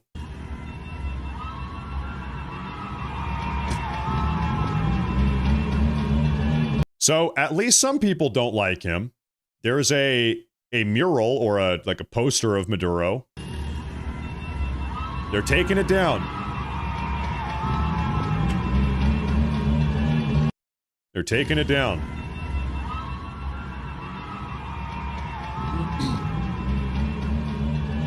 There you have that. I see this individual. On behalf of the people of Venezuela, thank you, President Trump. You were a true champion of freedom and will go down in history as the greatest and most important president of the past century in the United States. Your name will be synonymous with liberator in Venezuela, and there will be a statue of you in our streets. Long live freedom. This has how many likes? Is this just okay, 42,000 likes. Who's this guy? Looks like a Venezuelan guy living in Florida. He does some type of Spanish-speaking news column, and he's got over 500,000 followers. Okay. You know, I'm just trying to parse out the entire situation. VTV broadcasted images showing the current state of La Carlota Air Base in Caracas earlier this morning. The aftermath. Podemos reportar que varias unidades de transporte civil fueron destruidas y creo que las imágenes son bastante claras al respecto. Vamos a meter un poco más el zoom. Ajá, ahí lo tenemos. Una unidad que fue destruida, en este caso un autobús rojo. Tenemos otra unidad que también fue destruida y otra unidad de transporte civil. Es importante destacar lo que fue la afectación causada por este ataque en la madrugada. So I mean, to me, correct me if I'm wrong, this looks like a surface-to-air missile launcher. And so I would guess that this thing was targeted and strategically blown up De hecho, para que ustedes tengan una idea de by these la airstrikes. fuerza que tuvo este ataque, That would be my podemos ver la guess. reja. Esto que ustedes ven aquí son las esquirlas. You want to have a translator? Okay, I actually speak perfect Spanish. I can tell you exactly what this guy's saying. He is saying, everybody, if you're enjoying the broadcast on Matt Morse TV, on YouTube or Rumble, make sure to follow, subscribe, make sure to tell all of your friends, tell your mom, tell your brother, tell your dog about how great the show is. If you love the coverage, make sure to keep coming back, hit that like button, subscribe, consider even sending in a super chat. So that's what he said. No, I speak Spanish. You can trust me on that. Trust me. Producto de la deflagración de los explosivos, que literalmente no solamente causaron este tipo de muescas en el metal, sino que inclusive arrancaron la reja en este sector. Y de hecho toda la vegetación que ustedes ven acá fue la que fue, si se quiere, arrastrada, ¿no? Por la potencia de los explosivos. Más allá inclusive tenemos un poste. So they just dropped a bomb right on top of that damn rocket launcher. Now, we have some super chats I want to take a look at, both on Rumble and on YouTube. Before they drop off here, let me get to these while we're going through this.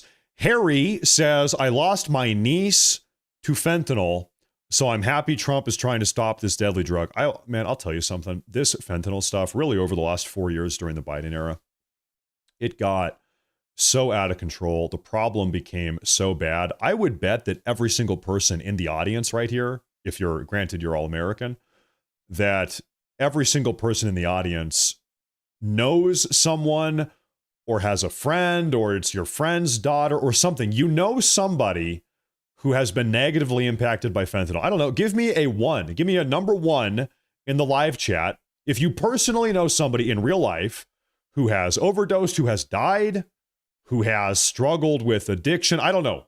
Some problem with, I think this has touched the lives of every American at some point. It's terrible. It's bad. It's bad.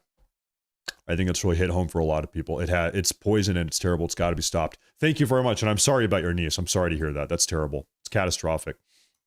And the worst of all, it's not even people that are really choosing. It's not like anybody wakes up. Well, it's not like most people wake up and say, man, I'm in the mood. I'm going to take some fentanyl today. No, it's like a 19-year-old kid who goes off to college and goes to a party and tries a little bit of cocaine or smokes a little bit of weed or goes to a rave, a party, and they take acid or Molly or something, and boom. Much to their surprise, they had no idea, but it was laced with fentanyl, and now they're dead. And now they're dead because they wanted to experiment with some other, more benign drug, and now they're dead accidentally, right? It's a big problem. It's a big problem. It's terrible. Sorry to hear that. Thank you very much. That's a lot of ones. Look at that. That's a lot of ones. Thank you. Let me see here. Wolf's Investigations. Matt, can you share your resources on this information you're putting out about the two regimes with me, please? Because I haven't been able to discover what you're saying. If you want, Please share it on Wolf's Watch, Rev, Wolf's Watch, X account, or this handle on X. Thank you. Can I give you probably the most pragmatic advice I can give you? If I ever say something that you're like, hey, I don't know if I believe that, if I ever rattle off a stat or a number, I would plug it into Grok or your favorite AI or Google. Say, Grok, is it true that 83% of this did 21% of that? That's probably the best advice I could give you, because frankly, I'm not gonna be copy pasting out my fact sheets to everybody that asks. I hate to say, I'm just not going to do that. Thank you though. I appreciate that. But no, I encourage you to fact check me. Go look it up. Go Google it. I think probably AI these days is the best way to do that. But still be careful. Still be careful. Thank you though. I appreciate that. Thank you very much. Thank you for that massive super chat. Thank you very, very much. I appreciate that. That's a big one. We have another one here. This is from Cute Purposes. I've been up all night from when they started striking. Then about 2 hours later, Trump posted Maduro been captured. I was in shock, but so proud. What really is most impressive is that this operation went off so perfectly without a hitch. Just without a hitch. Insane. Like, it was masterfully executed. Insane. Thank you. Thank you very much. I appreciate that. I appreciate that. We have super chats over here on Rumble. This is from Chris Rumble. He says, tipping XAUT, which is Tether Gold via Rumble Wallet. Okay, I want to mention this real quick. This is worth mentioning. Just, I think, 3 days ago, I have officially enabled the Rumble Wallet where you can donate with cryptocurrency Tether. And so people are doing that now. Chris Rumble, he does it. Okay, he does it. Everybody's doing it. It's the best way to donate on Rumble if you want to show support. I think all the Rumble creators now, and by the way, I was looking at this. It's actually such a cool, there's a mobile app you can download. It's like freaking awesome. I wish YouTube would do this. Rumble is now setting the pace here. So everybody go check out the Rumble wallet, the Rumble crypto wallet. It's big. It seriously is big. I was messing around with it the other day. I downloaded the app and I couldn't believe how snazzy it is. So thank you very much, Chris Rumble. I appreciate that. We love Rumble. We really do. We really do. Thank you very much. I appreciate that a lot. In fact, while I have the prompt here, I've been noticing, let me do a little bit of shilling for Rumble. I've been noticing on YouTube, I'm making all these videos talking about Somali fraud. The Somalians are taking money from everybody. YouTube, I kid you not, is algorithmically suppressing videos about Somali fraud. I have the evidence. I can concretely prove this. Rumble is the free speech platform. Okay, I'm never getting anything algorithmically suppressed on Rumble. Rumble's all good, but YouTube, I promise you, on my life, YouTube is suppressing information about that. So I really value Rumble. I really love Rumble.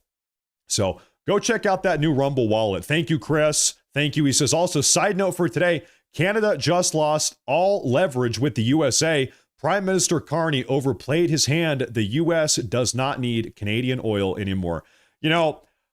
First off, that is absolutely true. Second off, a lot of people are saying that this entire dynamic with Venezuela is exclusively about oil. There's no other component. It's only about the oil. I don't think it's only about the oil. We've talked about a lot of the other reasons. However, it is also about the oil. If a little bit, we need to acknowledge that. If the U.S. sets up a dynamic here with Venezuelan oil, that is a massive deal. As you all know, Venezuela has the largest oil reserves of any nation in the world. If the U.S. can kind of tap into that a little bit, that is a big deal. Massive deal. Massive geostrategic posturing is what that is. Now, thank you, Chris. By the way, shout out, Chris. Thank you very much. I appreciate that a lot. Let's keep going through all of this. Ladies and gentlemen, this is the Nicolas Maduro regime activating their anti-aircraft artillery in defense of the U.S.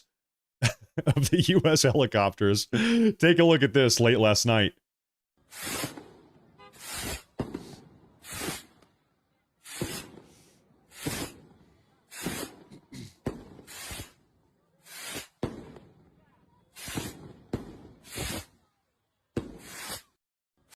That's fake news. I'm spreading fake news. I'm sorry. That is actually from India. That is from India. That is the Indian anti-air defense. Now, That being said, speaking of fake news, this is real news, by the way. This is real footage out of Venezuela from September. In September, as you might remember, Nicolas Maduro activated his civilian mobilization in an effort to stave off U.S. military action. Unironically, the Venezuelan military uploaded this video a couple months ago as a threat. Hey, don't invade us. Hey, don't mess with us, Trump. Here we go.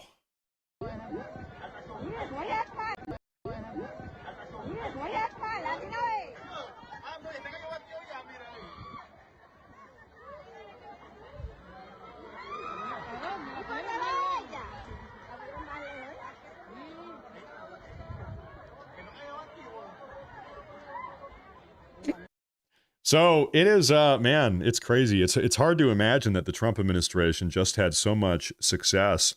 How in the hell did Delta Force manage to apprehend Maduro alive when Maduro had highly skilled combatants like this protecting him?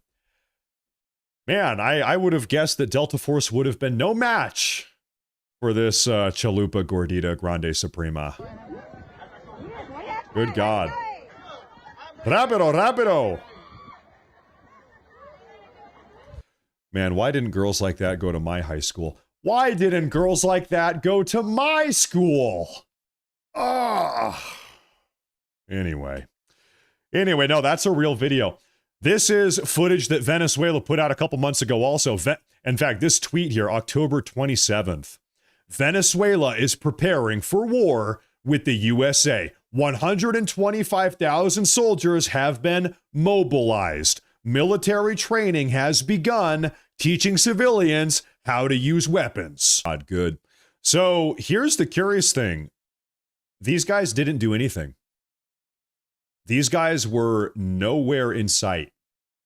I don't know if they were all taking a nap. I don't know if they all just laid down their arms. I don't know. I don't know exactly what happened here, but Venezuela did nothing last night. It was a perfect operation, in and out. It was in and out. Not one American casualty. They flew in their Chinook helicopters, their Apache helicopters, who the hell else? Who the hell knows what else they had? And they just kind of did whatever they wanted. They dropped in some Delta Force operators. That's the rumor on the block, at least. They found Maduro. They put him in a helicopter. They flew away. They said, yoink, yoink. That is our dictator now. That's our dictator. Yoink. In fact, there was a really funny, man. Am I going to be able to find this? I don't know why I thought this was so funny. Yeah, there's no way. Oh no, here it is. Here it is. The elites don't want you to know this, but El Presidentes in South America are free. You can just take one home. I have one El Presidente. And, you know, it's like, this has 29,000 likes. As it would turn out, that actually is true. You actually can just take El Presidentes. You can snatch them up if you want. As it would turn out, you can just take as many as you want. You can just go on down there and snatch them up. It's like a giveaway. Yeah, yoink. That's our El Presidente now. An American official has said that no, not a single American troop was harmed in the operation involving Nicolas Maduro and his wife, claiming the mission went exactly as planned and that it was a piece of cake. I'll tell you what, man, Pete Hegseth here, he's building quite a resume. He oversaw Operation Midnight Hammer. Perfect, without a hitch. Went off without a hitch. Now we're seeing Operation. You know what? We don't know what this operation is called. At least I haven't. Does anybody know the name? This operation they just conducted in Venezuela overnight. What is the name of this? Is it Operation, I don't know, Venezuela Chalupa? Is it Operation, I don't know. Who the hell? I don't know. So we need to wait. This is really what we're waiting for here. We're waiting for President Trump's official national address from Mar-a-Lago here in 50 minutes, less than an hour. President Trump is going to come on out here and debrief us and let us know what happened. Now, folks, this is something that we haven't actually talked about this morning. This is a big deal. Check this out. Yesterday evening, various officials from China actually arrived in Venezuela for talks with President Maduro. 4 hours later, 4 hours after they arrived, the U.S. launched airstrikes on Venezuela's capital and snatched up Maduro. So I haven't seen anybody talking about this is absolutely massive, because what this means, first off, of course, obviously, this sends an absolutely massive message to China. China, FAFO, China, if you F around, this is how you find out. That's the message. But beyond that, what does this mean? Not only did Venezuela have no idea that this attack was coming, China had no idea. Not even China. They say China's our biggest adversary. China's the number 2. They're the emerging superpower. Not even China knew that we were about to do this late last night, because if they did know, do you think they would have sent 6 of their emissaries to, like, right in the blast zone? Hell no, they wouldn't have. Not even China knew about this. Chinese officials arrived. I'm sorry, it is too early in the morning. I'm sorry, folks. I need to have a coffee. I need to have a cup of coffee. Chinese officials showed up in Venezuela last night for talks with Nicolas Maduro. They had a whole thing. They had a whole shindig. They walked on in. They're breaking bread. They brought him a present. Look at that. They brought him a little decorative vase. It's all smiles. Everybody's happy. I can't believe that, man. Not even China knew that we were going to do this. This was a stealth. In fact, you know, we have a video here. Take a look. Okay, everybody, if you are a body language expert, this is perhaps the last video footage taken of Maduro before being snatched up by Delta Force late last night. So I want everybody pay attention very closely. If we have any body language experts, pay attention to Maduro, his mannerisms, the way he moves his body. Does he seem stressed out or paranoid? Did he have any idea that this was about to happen? Well, take a look. Traes muy buenos recuerdos. Feliz año. El año del caballo, ¿verdad? Ah, es caballo. Yo soy tigre. Tú. Ah, tanto tiempo. Yo lo conocí a él muy joven. Muy joven. Hace 20 años. Hace 20 años que lo conocí. Como traductor cuando estaba el presidente Juntao. Ahora es director. Qué increíble, ¿verdad? Como pasa el tiempo. That's one hell of a handshake, man. It's just going on. That handshake is a mile long. But anyway, the awkward handshake aside, does it seem like Maduro had any idea this was going to happen? This is me here. If I knew that 4 hours from now Delta Force was going to roll in on a Chinook helicopter with bombs going off outside my house, Apache helicopters blasting rockets into my neighbors' houses, I'm going to have Delta Force kick in my front door, you know, zip tie my hands behind my back and throw me in the back of a helicopter, I would be a little bit panicked. I would not be so relaxed. I would not exactly be at ease. And so, and by the way, that is exactly what happened to Maduro 4 hours after this video footage, maybe 5 hours after this video footage was taken. I don't think he knew. I don't think he had any idea. He's as happy as a clam. He's as happy as a communist clam. As a commie clam. Yeah, no, he's chilling. He's hanging out. He's just hanging out. He's chilling. It's all good. Not a care in the world. He's probably thinking, there's no way Donald Trump would bomb Caracas and try to snatch me up when I've got Chinese diplomats in the building. Donald Trump would have to be crazy to bomb my city and kick my door in with Delta Force when I've got Chinese diplomats in the next room. There's no way he's that crazy, right? As it would turn out, he actually is that crazy, or brazen. He is that brazen. Let's swap out crazy for brazen. He is that brazen. Actually, he is. And that's exactly what happened. I can confirm, ladies and gentlemen, this is crazy news, but I want to take a look at this super chat here first over on my favorite website, Rumble. This is from Hammy 2024. He says, fentanyl zombies should be counted in the death toll. Oh, yeah. You know what? Maybe. I'll tell you something here. Little bit tangential, weird history fact about me. When I was in my early 20s, I used to work at a drug and alcohol recovery clinic in Portland, Oregon. I kid you not. I was actually working in the toxicology lab. I was doing the drug testing, working with a mass spectrometry machine, testing people's urine. That was my job. I did that for 2 years in my early 20s. And I'll tell you something, this drug recovery clinic that I worked at had some of the best recovery rates in the entire country. We were like proud of how successful we were at helping get people rehabilitated and help get them off of drugs. It was mostly opioids, fentanyl and stuff. And that rate that was nationally acclaimed, it was one of the best rates in the country. You know what that rate was? 1 out of 11. 1 out of 11 drug addicts that came to our clinic got clean and stayed clean.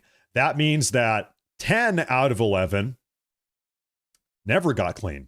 They relapsed and they were in and out of rehab, homeless, doing drugs until the day they died. So that means we had like an 8 or 9% recovery rate. And that was like the best in the country. We were one of the best in the nation. 8 or 9% recovery rate. It's bad. It is a serious problem. It's very bad. Once you get hooked on this stuff, it is poison. It is almost impossible to get off. It is very bad. It's a very serious problem. And so I'm happy that Trump is taking this stuff seriously. Now, speaking of taking stuff seriously, take a look at this. I can confirm, we have a report on the ground.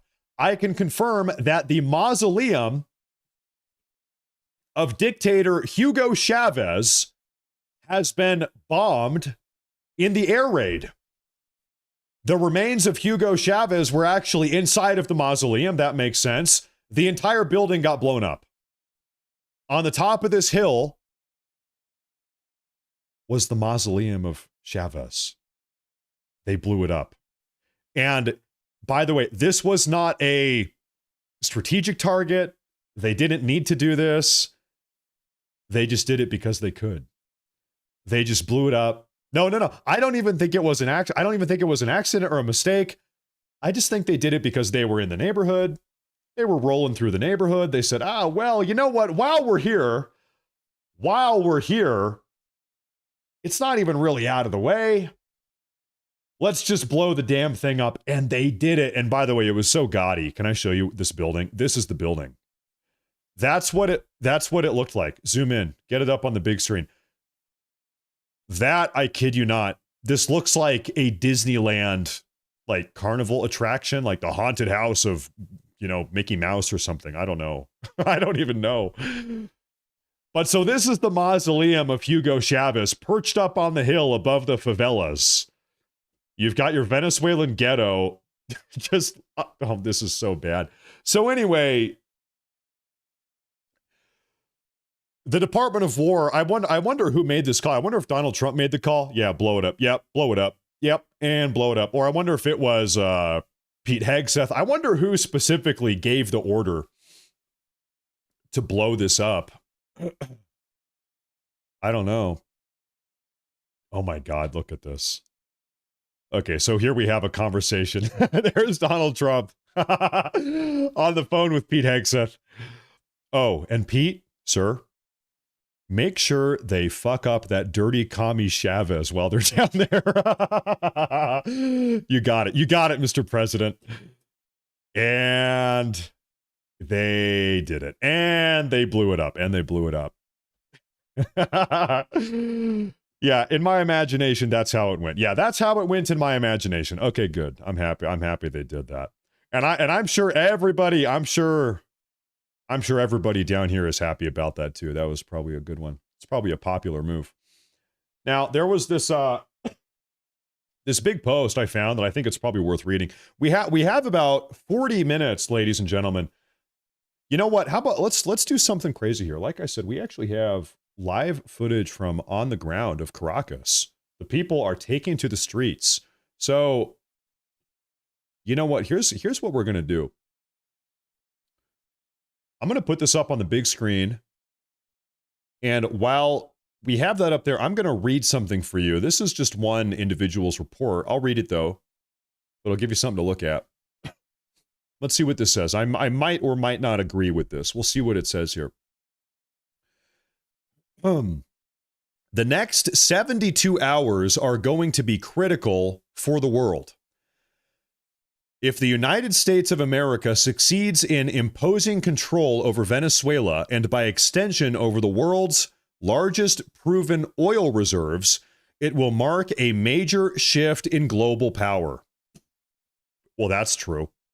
Such a move would not be about restoring democracy or protecting human rights, but about reasserting strategic dominance over energy, trade routes, and regional alignments. Now, I have to give my humble America First Monroe Doctrine opinion here. I kind of think we should take the oil. Can I just be, it's like, it's right in our backyard. It has been entirely squandered by 30 years of dictatorial communist regimes. Seems like the people of Venezuela are unhappy. They're not happy about it. I'm just like, you know what? We should just take it. At a minimum, we should build it out. We should build the infrastructure. We should extract it. We can give the Venezuelan people some kickbacks. We're not going to make them live lives of squalor or squander, you know? Okay, give them some kickbacks. They're going to be better off. Everybody's going to be happier. We're going to be happier. You know what? Monroe Doctrine, that's the way it is. Tough luck. America first until the day I die. It is what it is. Sorry. Okay, anyway, I'm going to keep reading this now. In that case, Iran would likely move to the forefront of Washington's strategic priorities.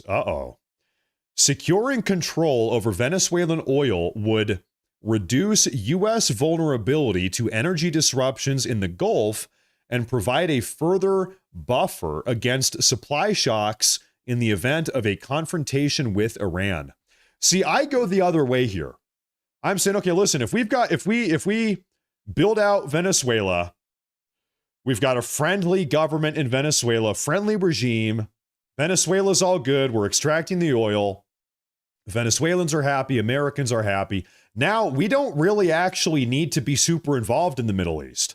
This post that I'm reading here is saying, now we have the oil, we can take a more involved approach in the Middle East. I'm like, if we have Venezuelan oil, we actually can like detach. We can take a big step away from the Middle East. Let's get further away from the Middle East. Not let's double down on getting involved in Iran. That's like the last thing we should do. That's my opinion. We'll keep reading here. Okay. At the same time, such control would strengthen the United States' ability to shape global oil flows and pricing, reinforcing the central role of the dollar in energy markets and helping preserve the petrodollar system that underpins U.S. financial power. That would happen if we've got Venezuela under the U.S. umbrella here.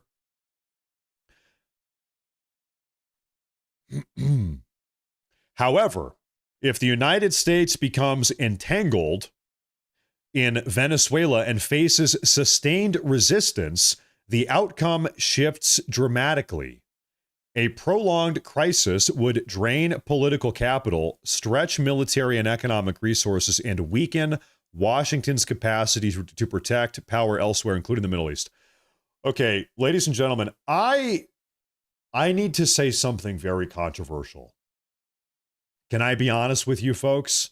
And I might make some members of the live audience mad at risk of pissing some people off.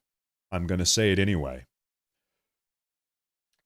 The first thing I need to do is acknowledge the United States. I think we all can acknowledge this.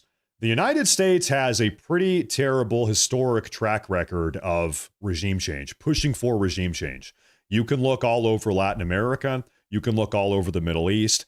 Anytime we try to sort of push out an old regime and push in a new regime that's more expedient for the interests of America, it doesn't really go the way we want it to. Things have always kind of blown up in our face. That's the first acknowledgement. That being said, the precedent aside, like if you, I'll say this like principally, I'm not like ethically or morally or principally opposed to regime change. If it can be done, if you could guarantee to me that regime change would go well, I could get on board with it.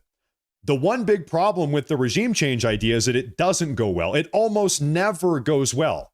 There are a couple historic examples of regime change going well. We have done it here and there, but generally speaking, it doesn't go well. That's my one big holdup. Outside of the bad historical precedent and the bad track record, I'm not really against it. If you could convince me that, or if you could like guarantee to me that it would go off without a hitch, then maybe I could get on board. Now, the difference here is that we have President Trump, and President Trump is perhaps not as incompetent as some of our older presidents. Maybe President Trump, maybe he can effectively do something here with Venezuela.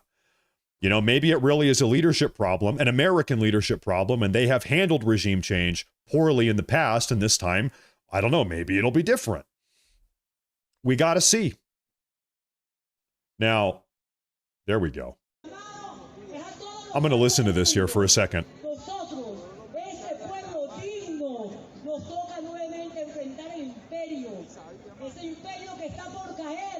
I'm just seeing what they're talking about here.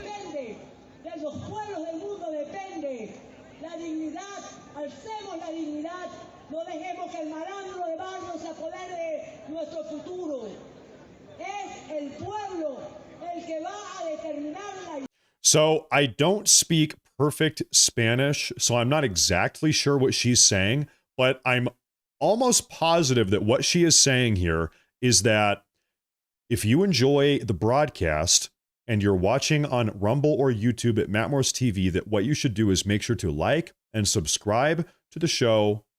Make sure to keep on coming back and tell all of your friends about how great the broadcast is. If you have a grandma or an uncle or a brother or a sister or a dog or a cat, call them up and tell them how great the broadcast is. I'm almost positive that's what she was saying.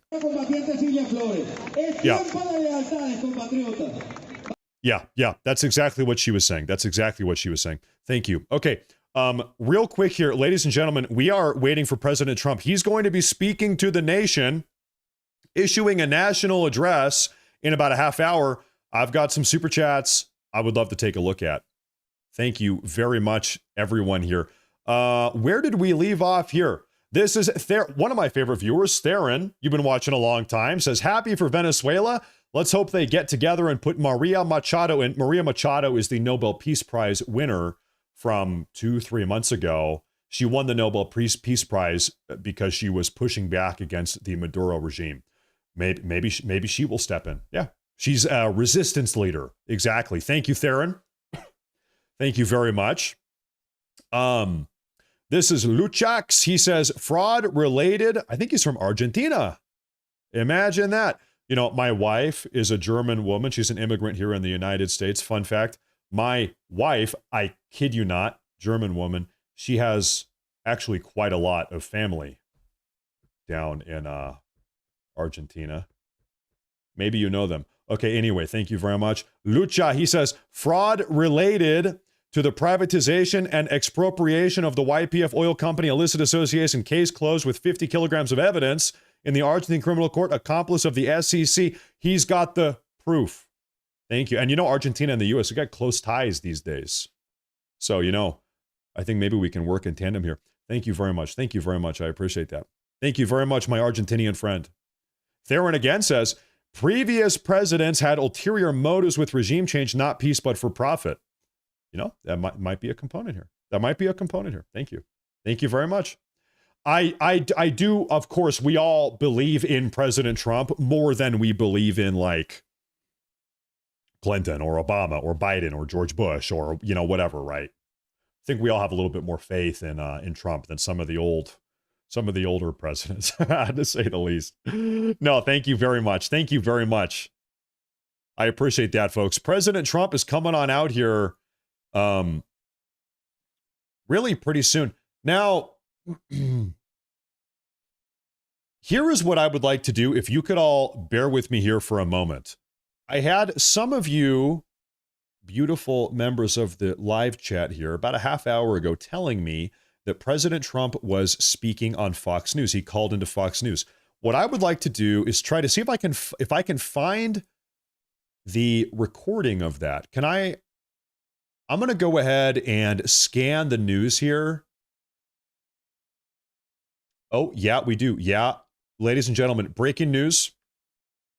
Breaking news, standby. Does anybody here watch Agenda Free TV?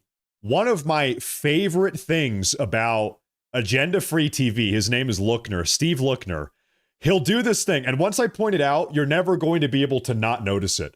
He does this thing where he goes, oh, ladies and gentlemen, breaking news alert, breaking news alert. And then he just pulls up a tweet. Ladies and gentlemen, breaking news.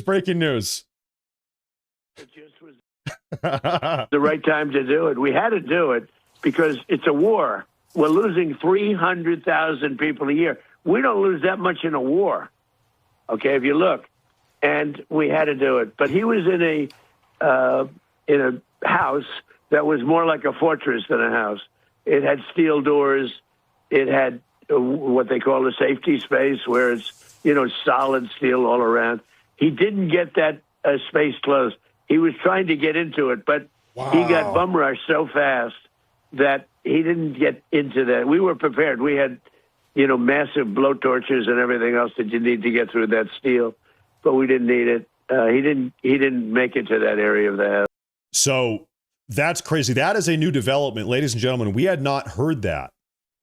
The reason why that is a breaking news development, breaking news, is because what we had heard earlier tonight, bear with me here, I can find this. We had heard reports that Nicolas Maduro and his wife negotiated what was being called a negotiated exit with Donald Trump. That Maduro, he agreed, he was working with Trump, he was like surrendering to Donald Trump. That was a report that we got, like 5 or 6 hours ago. Donald Trump is coming out this morning. He's saying, we had to go in there and bum rush him, and we brought blowtorches and like concrete cutters and whatever else they might need to like break into a bank vault, effectively into a concrete steel reinforced, you know, safe room. I'm going to play that one more time, everybody, if you missed that. It just was the right time to do it. We had to do it because it's a war. We're losing 300,000 people a year. We don't lose that much in a war. Okay, if you look. And we had to do it. But he was in a house that was more like a fortress than a house. It had steel doors. It had what they call a safety space where it's, you know, solid steel all around. He didn't get that space closed.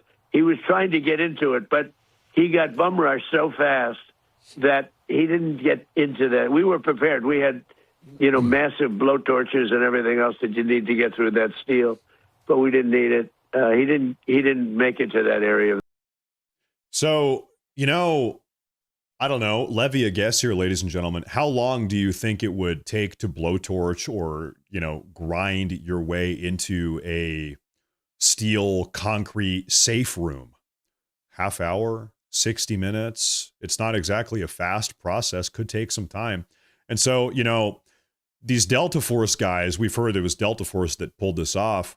They came prepared, and it seems like they were prepared to sit there for 30 minutes or for an hour or for whatever, however long it took to blow through the door or the wall to get to this guy. They were ready perhaps for sort of an elongated situation. Could have been a firefight. You know, imagine Maduro's in the room. Delta Force is outside. They're blowtorching their way in. Maduro gets on the phone. Dios mío, yo necesito, blah, blah, blah, blah, blah, blah. Sorry, no hablo español. But anyway, and then you've got Venezuelan, militants coming in. There's a shootout outside the room. It could have gotten real ugly. The point is, it could have gotten real ugly real fast if they had not, as President Trump put it, bum rushed him so successfully. And I'll tell you something here. If there's anybody that you don't want to get bum rushed by, it's probably Delta Force. Is there anybody that I would want to get bum rushed? Okay, this is just sounding gay. I'm sorry. I'm sorry. This is just starting to sound really gay. I'm sorry. But anyway, hey, it was President Trump. It was President Trump that said it. Okay, I'm only repeating what he said. But anyway, no, it's Delta Force, man. Delta Force. You do not want to deal with those guys. I don't want to deal with those guys, man. I don't want to mess with those guys. Unbelievable. Now, I'm going to take a look at some of these super chats here because we've got some big ones, okay? Listen, man, these early morning broadcasts, these are crazy. This is just off the chain. President Trump is coming on out here in about 20 minutes, okay, ladies and gentlemen. We have a massive super chat here from Reverend Wolf. I kind of figured that was you. Matt, he says, I am Wolf's Watch and Wolf's Investigations. I changed Wolf Watch to my ordained title. Also a paid follower on your X account. I see you everywhere. I see you posting. I've got a good memory. If you post in the chat, I try to remember people's names, and I like you and I know you. Also a paid follower on your X account. I have to add the E or it won't post, and I always run research past 3 different AIs, including Super G digging for facts. Okay, so I saw some people pushing back on the AI here. I'll tell you something really great about AI, and this is similar to Wikipedia or Google. You can say, hey, how many of this are in this? You can ask it the question and then say, also AI, provide me the source. So if you're worried about where the AI is getting the information from, where that information is being sourced, you can say, and provide me the source. It's like how people say never, don't believe everything you read on Wikipedia. Wikipedia can be an okay starting point, but what's important is that you scroll to the bottom and you see where the information's coming from. You check the sources, you check the citations.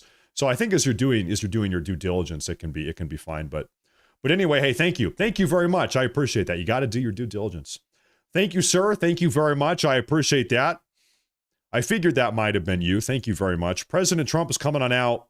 21 minutes. 21 minutes. Theron said, okay, we got that one. And another one here. He says, you didn't read my second $130 donation gift. What is that? $3.90 now, including Wolf's Investigations when I get a chance. Yeah, sometimes I double back and I do them all at once. Thank you very much. These days, I kind of don't do them as they pop up. I double back and I do them in a big batch. Thank you very much. I appreciate that. And also, good morning. Once again, happy Saturday, everybody. I'll tell you, I was laying in bed, Wolf's Watch, Reverend Wolf. I apologize. I don't mean to dead name you there. It was like 1 a.m. and this stuff started popping off. I was awake the second the bomb started dropping.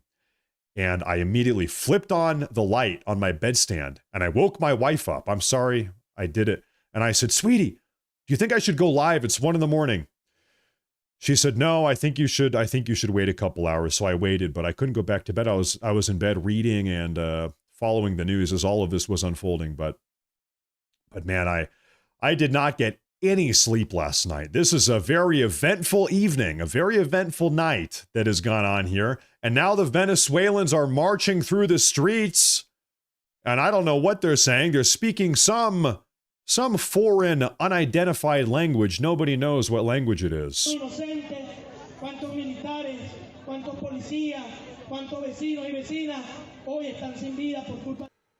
We're never going to be able to figure out what that means. I have no idea. Nobody knows. Now, like I said, here's what I would like to do. Well, I have this up here on the big screen, ladies and gentlemen. President Trump is speaking to us in about 20 minutes, less than 20 minutes, I'm going to find more live breaking news updates. Oh, okay, gentlemen, ladies and gentlemen, I have more quotes from President Trump. I have more breaking news reports. Stand by. I'm pulling this up. Yep, I've got a lot here. Stand by here, ladies and gentlemen. This is, listen. What's that famous historical quote? I forget who said it. They said, God, what did they say? They said some years nothing happens, and then some years everything happens. I don't know what it said. Sometimes nothing happens, and other times everything happens. I don't know. You guys, you know what I'm talking about, though. Whatever the hell that quote is that I just brutally butchered. Okay, here, folks, we have some updates here. I'm going to go ahead and pull some of these up on the big screen here for you folks. These are weak, stupid people, and they're trying to save themselves from almost destroying our country. If I didn't get elected, our country would not, I don't even think we'd have a country right now. We were heading down the path of destruction. We had inflation. We had high prices. They're the ones that caused high prices, not us. We're bringing the prices way down. We have oil now in many places, $1.99 a gallon. And, when you do oil, everything follows, but everything is following. But folks, could you imagine if we get a hold of this Venezuelan oil? We might have gas under $1. Could you imagine gas in America for like, I don't know, 78 cents a gallon? As if we're back in like 1982. We've got the gas prices from the Reagan administration. No, they would have destroyed our country. If we didn't get elected, if Kamala or a Joe type got elected, if that group got elected, but if Kamala got elected, I don't think at this point we would even have a country. We were laughed at all over the world. We were, the money was flowing out. Everybody was leaving. The companies were leaving. The people were leaving. The wealth was leaving. We have $18 trillion coming back into our country, the biggest number in the history of the world. The second biggest number was $3 trillion. We're at $18 trillion, and it's building factories and plants. It's doing things that no country has ever seen before. But as far as last night is concerned, it was really genius. What they did is genius. And the Democrats, maybe they'll take a shot. They'll take a shot. All they do is complain. They don't talk about, they should say, you know what, we did a great job. We're stopping drugs from coming into this country. And nobody's been able to do it until we came along. But they should say, great job. They shouldn't say, oh, gee, maybe it's not constitutional. The same old stuff that we've been hearing for years and years and years. They did an incredible job. These men and women that went out there last night, the courage they had, going into an area where, all the lights were turned off. We turned off almost all of the lights in Caracas. I mean, this thing was so organized. And they go into a dark space with machine guns facing them all over the place. And then you hear from a guy that I'd never even heard of him. But you hear from some congressman saying, oh, this is so terrible. We're saving lives. And by the way, the boats, every boat, because that's sort of related to this, every boat that we hit saves 25,000 lives. Now, what I do wonder here is if I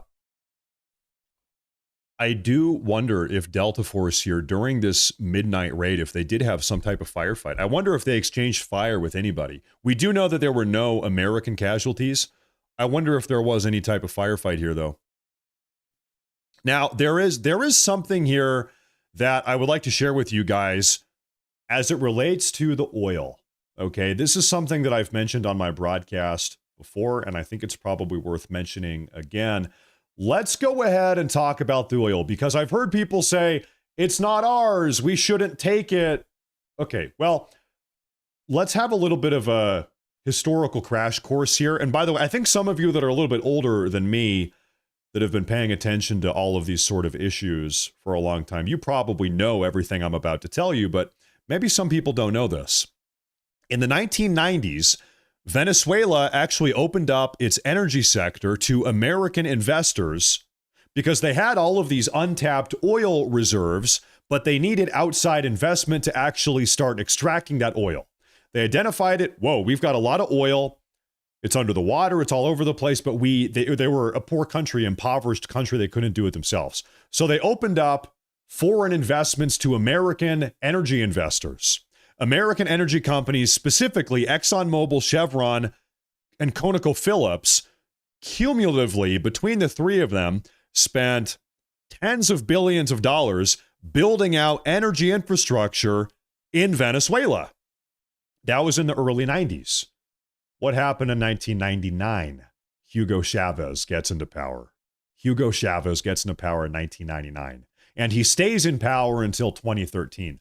So in 2007, after being in power for about 8 years, Hugo Chavez, he decides on his own one day, he decides that he wants to nationalize all of the energy infrastructure that the American energy companies had built in tandem with the previous Venezuelan government. He effectively cut all of the American energy companies out of the picture and expropriated their assets, meaning he stole around $25 billion of dollars. Can I speak this morning? He stole around $25 billion worth of American oil manufacturing, oil extraction assets that we had built in the early 1990s. He just took it. He cut the American energy companies out of the business. Now he kicked them out of the country. Now, since then, various international courts have actually, you can look this up, international courts have determined that Venezuela owes, to this day, approximately $10 billion to these American energy companies, but Venezuela has never made any attempt to pay during the Hugo Chavez regime. They never tried to pay the money. They just said, screw it, it's ours now. And Nicolas Maduro similarly said, screw it, it's ours. That's too bad. It's ours. And so now what's been going on, this is one of the reasons why Trump has been sanctioning these, sanctioning and apprehending, boarding and taking over these black market Venezuelan oil tankers off the coast of Venezuela, is because now Venezuela has been using the infrastructure that American companies built, that Venezuela illegally stole from them, to extract oil that they are then selling on the black market to countries like China and Russia and Iran in spite of our sanctions. So when people say it's not our oil, we have no business with this oil, well, it's like actually Venezuela would literally not have any oil industry at all. Period. Venezuela would never have extracted any oil at all. Period. Without the $25 billion worth of investment and manufacturing that American taxpayers subsidized oil companies, energy companies built for the Venezuelans under an agreement that then they betrayed, then stealing all of the infrastructure and kicking out the American energy companies. So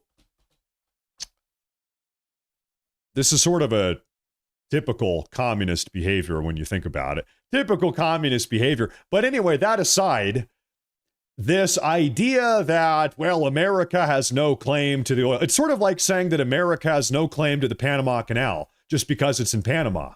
It's like, actually, we built that. We spent an insane amount of money and human capital. American lives were lost building that. We did build that. It should be ours. It is ours. Yeah, it's in Panama. Yeah, these oil extracting facilities and refining and manufacturing facilities, yeah, they are in Venezuela. We built them. We spent our money on it. It's ours. So, and then on top of that, once again, you know that I'm just fundamentally a Monroe Doctrine. I am a Monroe Doctrine Western Hemispheric supremacist. Okay, I'm not even going to hide my bias. The Western Hemisphere is ours. It is ours. That's kind of how I feel. So it is what it is.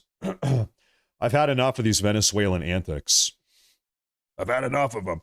Anyway, ladies and gentlemen, President Trump is going to be coming on out here in how long? 9 minutes. In 9 minutes. That's a big deal. That's a big deal. By the way, you know what we haven't even really spoken a lot about today is all of the election rigging. Would anyone here like a quick, I've got my Venezuelan notes open. I keep my notes here. I've got my notes open because we end up talking about Venezuela a lot these days. So let's do a little bit of a crash course. We have 9 or 10 minutes here. Let's talk about Venezuelan election rigging, because this is a huge component. This is a huge part of all of this as well. And at the end, after I explain the dynamic, I'll talk to you about how it ties into what is going on today, right now. And it does in a very big, serious way. Let's talk about it. Nicolas Maduro and Venezuela's previous president, Hugo Chavez, who we spoke about a moment ago, developed in the mid-2010s a proprietary election rigging system built on the Smartmatic. You've probably heard of that. Built on the Smartmatic voting technology.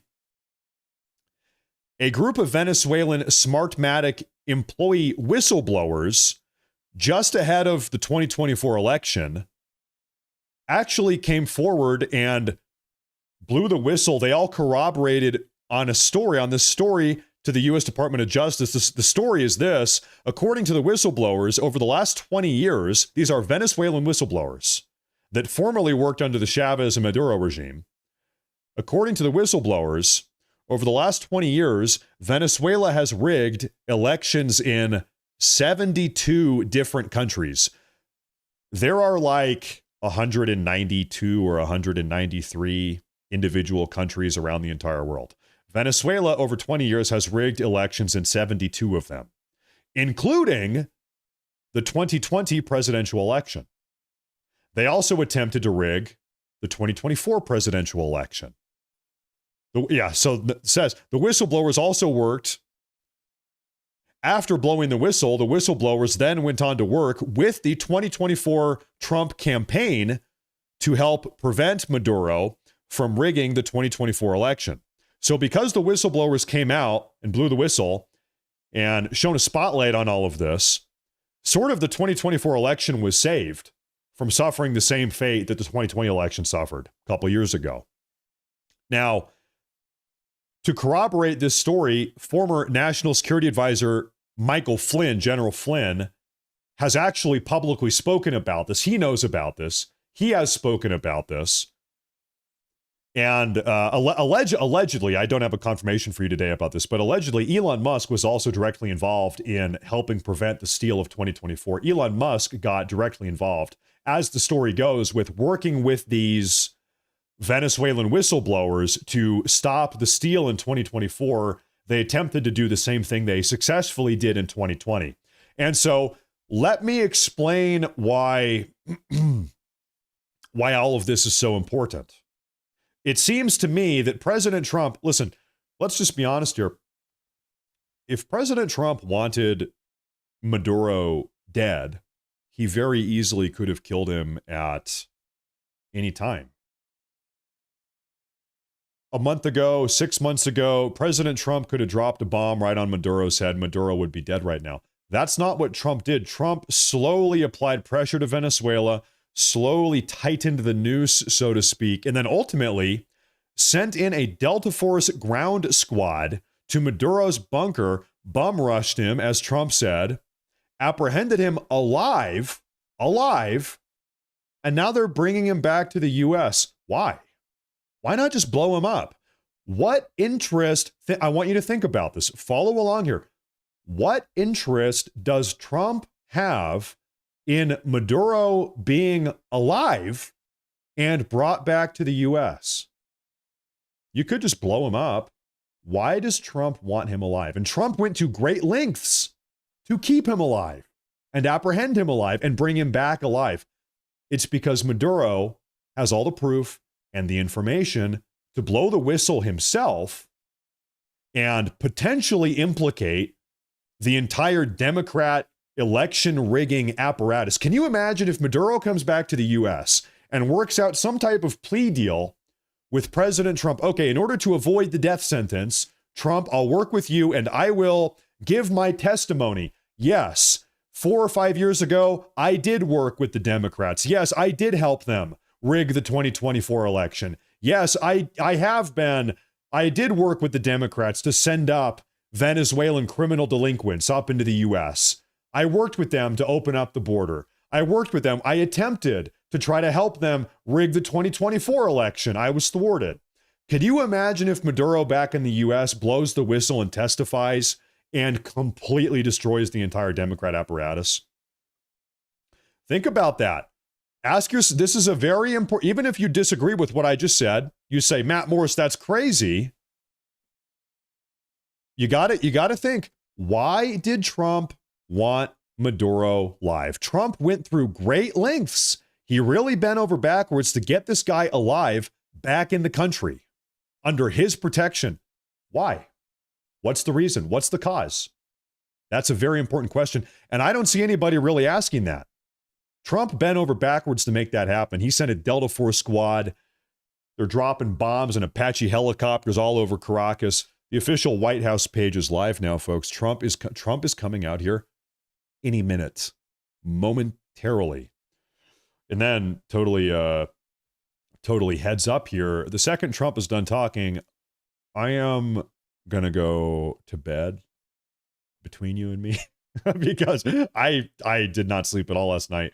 It's an early Saturday morning. It's going to be a nap time Saturday for me. But first, we need to hear what President Trump is going to say about this. What is President Trump going to say about this? Let's get right to the bottom of it.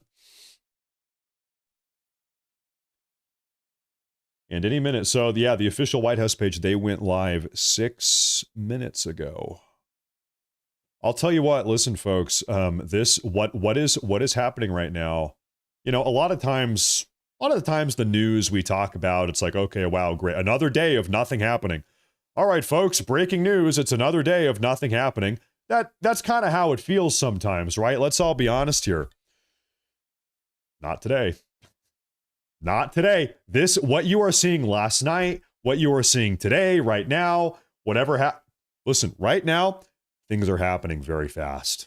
The rate at which things are happening is increasing exponentially, okay?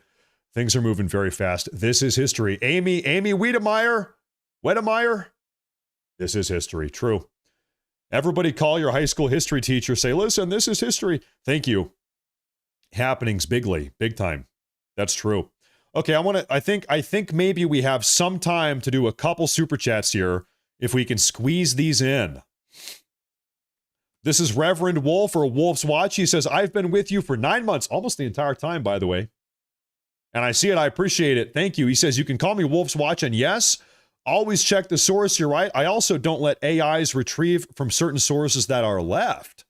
Sometimes it takes a long. Yeah, that's true. Because if your AI is pulling information from Politico or something, yeah, you might run into some issues. To say the least, that's right. That is right. Thank you very much, sir. Thank you very much. And then he followed it up with another big one. He said, I sold some gold. You're worth the money for what you do. You're too popular anymore. This is the only way I get to talk to you. Lol, hopefully this lifts the sanctions and the people will quit starving, being forced to work for the car. I think like we all are like Christians and Americans, and we don't want to see random people, moms and dads and grandmas and kids suffer anywhere in Venezuela or elsewhere. You know, I think we all want what's best for the Venezuelans. You know, at least I do. So yeah, let's hope that this entire situation turns out well for these people. That's right. Thank you. Thank you very much. Thank you very much. Your silver maxing. I don't have any silver, but I have seen silver prices are like, it's nuts. And I don't even know why. I couldn't even tell you why. I haven't even looked into it. Thank you. Thank you. Thank you very much. Thank you very much.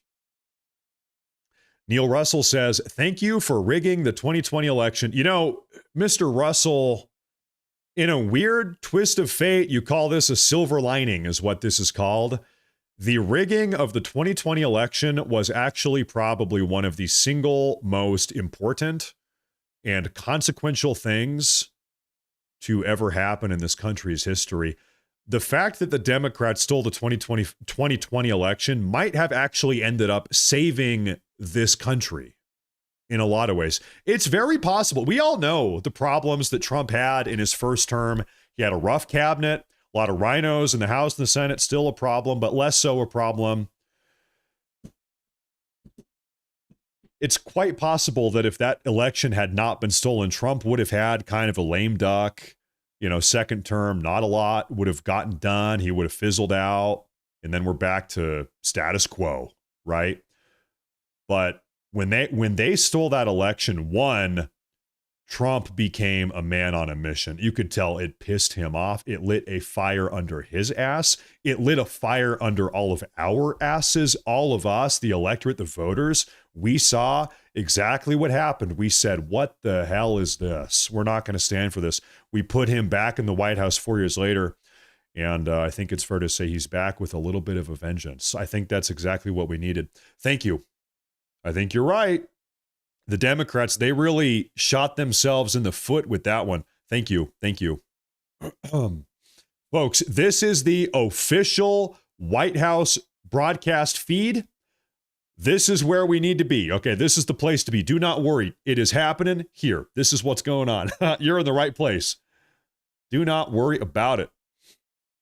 This is Utley. He said, I'm willing to bet they made an offer with Maduro to spill the beans, and rather than imprisonment, he gets exiled. Time will tell, but he knows where the bodies are at. Now, what we need to be very careful of is maybe like a Jeffrey Epstein type of situation where this guy mysteriously dies in a prison cell, and oh, what's that? He took his own life. It's like kind of weird circumstances, huh? Do I believe the official narrative? I don't know. So we need to be on the lookout. Listen, if Maduro mysteriously dies in a federal prison cell, I don't know, then what? This guy needs to be on suicide watch. He needs to be in a suicide smock. Don't give this guy any sharp objects. Don't give this guy any bed sheets, any rope, anything like that. Nothing. We need to keep this guy alive at all costs. We want this guy to talk. We want this guy to sing. Compose a little ballad for us. And you got to be careful, because if there are any like far left members of the deep state working inside the FBI, the DOJ, whoever is handling this guy, whoever is within close proximity to Maduro, whoever has within an arm's reach of this guy, we need to make sure these people are vetted, because all it takes is one psychotic deep state agent to get close to him, and it's over. And the entire thing is cooked, right? So we got to keep this guy alive. This guy's got to stay alive now. That's what's got to happen. Good Lord. Ladies and gentlemen, breaking news. Maduro had a $50 million bounty on his head, and we just have the news here. Someone has claimed the bounty. It is a Somalian immigrant operating a daycare in Minnesota, has just received the $50 million Maduro bounty. Congratulations! That's big news. No, I'm kidding. Don't get mad. I'm kidding. I'm kidding. I couldn't help myself.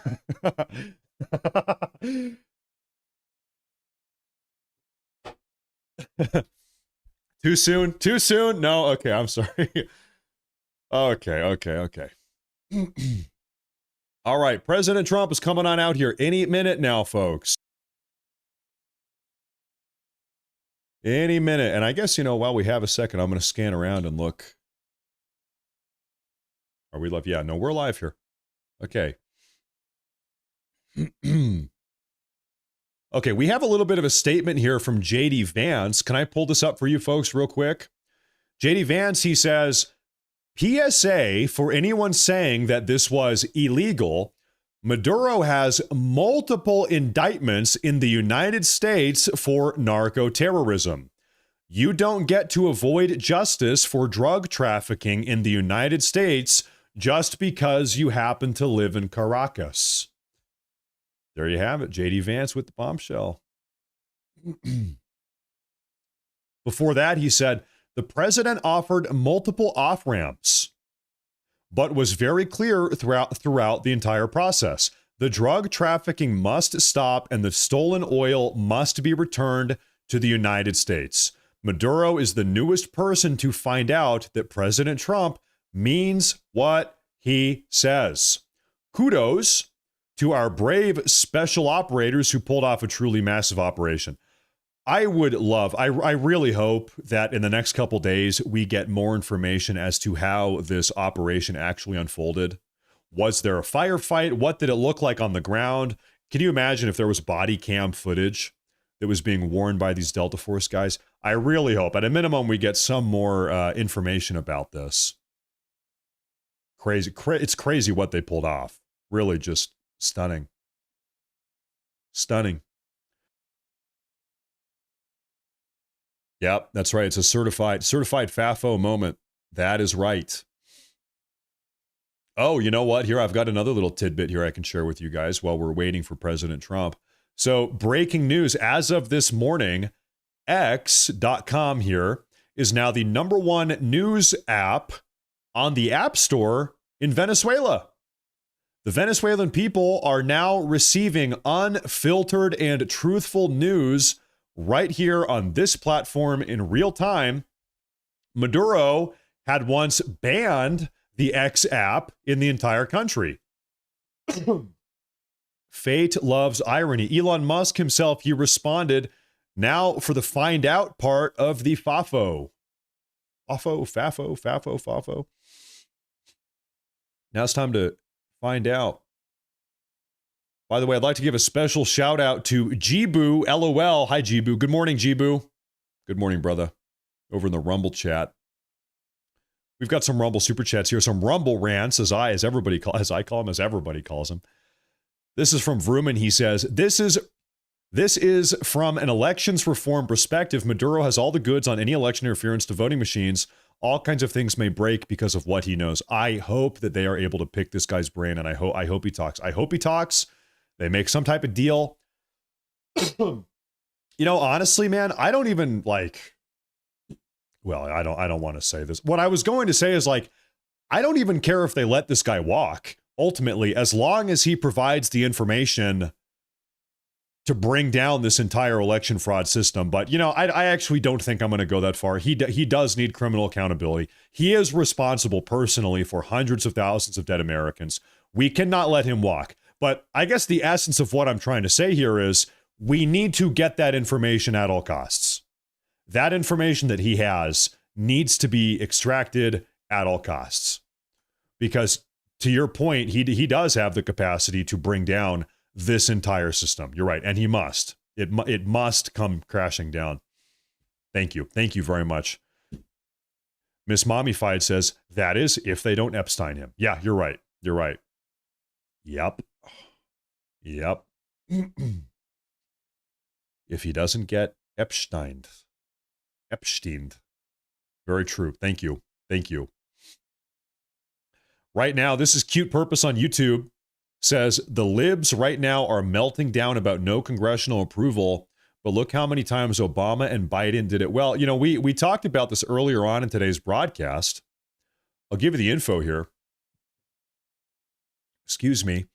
As many of you know, the 1973 War Powers Resolution, which was congressionally passed, Congress signed off on this. 1973 War Powers Resolution explicitly allows the President of the United States of America to engage in, quote, military hostilities for 60 days without a congressionally approved declaration of war, so long as within 48 hours, 2 days of the initiation of those military hostilities, the president tells Congress what he's doing. So what that means is that Trump, if he wanted, Trump could drop bombs in Venezuela for 60 days and there's nothing anybody could do about it. So long as he tells Congress what he's doing. He doesn't need their permission. He just has to tell them what he's doing. Now, he's not doing that. This operation was done and over with in less than 3 hours. Less than 3 hours. Everybody's back home now, including Maduro. He's back or coming back to the U.S. And this is, once again, this has been the precedent in this country, the sort of protocol here for like 50 years. How long? 50 something years, 53 years. So they can scream and cry and have a tantrum about this as much as they want. But the fact of the matter is, Trump does not need congressional approval to do any of this. None of this. For better or for worse, that's the way that it is. He just, within 48 hours, he's just got to let them know, hey, this is what I did. Hey, that's what I did. And by the way, this is the same functionality that allowed Obama to drop bombs all over the Middle East. It's the same deal. It's the same deal. Pretty much every president has made use of the 1973 War Powers Resolution since it was first enacted. Every president has done that pretty much. That's just kind of the law of the land. That's the way that it is. They're calling it the 2-hour war. The 2-hour war. It was terrible. It was crazy. It was nuts. This is Blade. He's got a super chat here. He says, Matt, this is showing the world that Trump's timeline is not their timeline. Russia, Ukraine, Nigeria, and Iran better get the message soon. And China needs to rethink Taiwan. You know, speaking of, by the way, you're right. Trump, he's not messing around. And I think everybody kind of gets the message now. Beyond that, I read, this is when I was laying in bed last night. So this is like 12 hours ago or something. No, not 12. This is probably like 6 hours ago now at this point. 6 hours ago. One of the initial conspiracy theories I was reading about these strikes on Venezuela is that Trump secretly made a deal with China. He said, listen, China, I'm going to neutralize Venezuela. Venezuela is now ours, America's. And as long as you don't kick up a fit about it, then we're going to turn a blind eye if you ever choose to invade Taiwan. And this was one of these conspiracy theories I saw 6 hours ago, late last night. It was going viral on Twitter.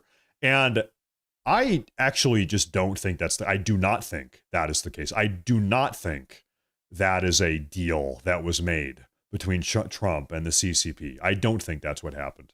But anyway, that was one of the initial speculations. Matt, you are kicking Benny Johnson's ass in live streams and likes. You made it big time, lol. You rock. You know, I've got no beef with anyone. I have no beef with Benny Johnson. I don't know. How's Benny Johnson doing right now? Let me take a look. I don't ever really think of myself as competing with anybody. I'm happy. I'm very appreciative that you're tuning in and that you're giving your support. In fact, reminder, make sure to like and to subscribe. Subscribe. It helps. On YouTube especially, the more likes and subscribers I get, the further YouTube promotes this broadcast out into the algorithm. So really the success, it's like a positive feedback loop. So more likes, more subscribers, more viewers, it all goes around. So no, hey, thank you. I appreciate that. But I am humbled. I'm very humbled because the reality is a lot of these other guys, I'm not throwing shade, but it's just the truth. A lot of these guys out there, they do have multi-million-dollar studios and production teams and writers and editors, and they've got, producers in their ear telling them to say this and, giving them information, live feedback. I'm just like literally, I'm just a guy. I'm just a dude in my house, in my office, in my house, and my kids are upstairs, probably sleeping still. So I really do appreciate it. This is a one-man show. It's all grassroots. I don't have any sponsors. I'm not a part of some organization. I'm not getting talking points from some think tank or anything. Really, it's just me and it's you guys. And I'm very humbled that you guys are tuning into the broadcast every day. So thank you very much. I appreciate that a lot. Now, what I am starting to think here is, where is my president? Because It's going to be happening soon.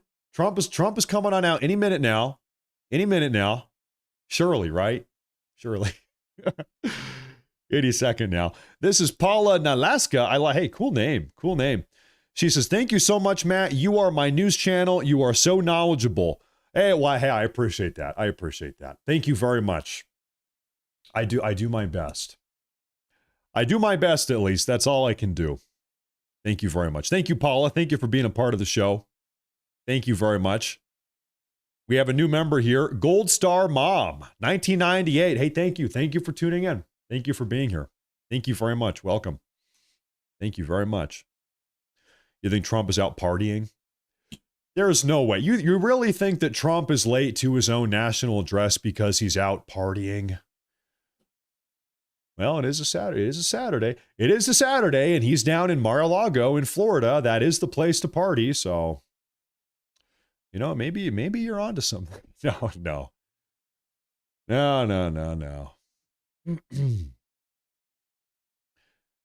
You know what I saw? I went back. So yesterday I wore that suit. Now we're doing formal Friday, where on Fridays I'm going to wear a suit every day just to change it up. And I looked at the live chat. It was something about the suit. I'm sitting here in the suit and everybody was saying, oh my God, Matt, you look so good in the suit. You've got to become a politician. You've got to run for Congress. Matt, I'll vote for you. It's like, I'm the same guy. I'm just wearing a suit. But anyway, so I saw everybody, the entire chat was, oh my God, Matt, you have to run for Congress someday. And I'll tell you what, man, I need to be honest here. I have absolutely no interest in that. Because if I ran for Congress or became a senator or, you know, became an actual politician, you know what I would have to do? I would have to leave my house and leave my family and hop on an airplane. I'm over here in Idaho. I'm in Idaho, in North Idaho. I'd have to hop my behind on an airplane and fly to Washington, D.C., right in the middle of the swamp, and be surrounded by all of these bought and paid for corrupt swamp beasts, all these swamp freaks every single day, away from my kids and my wife. Man, I don't know. I don't know if I want to do that. I don't think I want to do that. I'm not going to do that. So maybe I'm just going to keep on doing what I'm doing. Okay, deal. As long as you folks keep coming back, I'll keep doing what I'm doing here. We won't even change a thing. You keep coming back and I'll keep showing up. We'll keep doing our thing, okay? Right now, I think life is just fine enough. You know, if it ain't broke, don't fix it. That's what Grandpa used to say. Grandpa used to say, if it ain't broke, don't fix it. And he also used to say, he'd say, boy, he used to say, boy, either shit or get off the pot. Shit or get off the pot is what he used to say probably once a week to me. And, you know, that's also probably true. That's true also.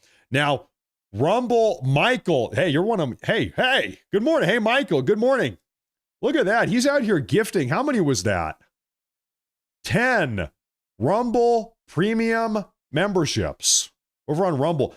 Michael, right now, we are waiting. President Trump, any minute now, is going to come on out and break down this entire dynamic with Venezuela and Maduro.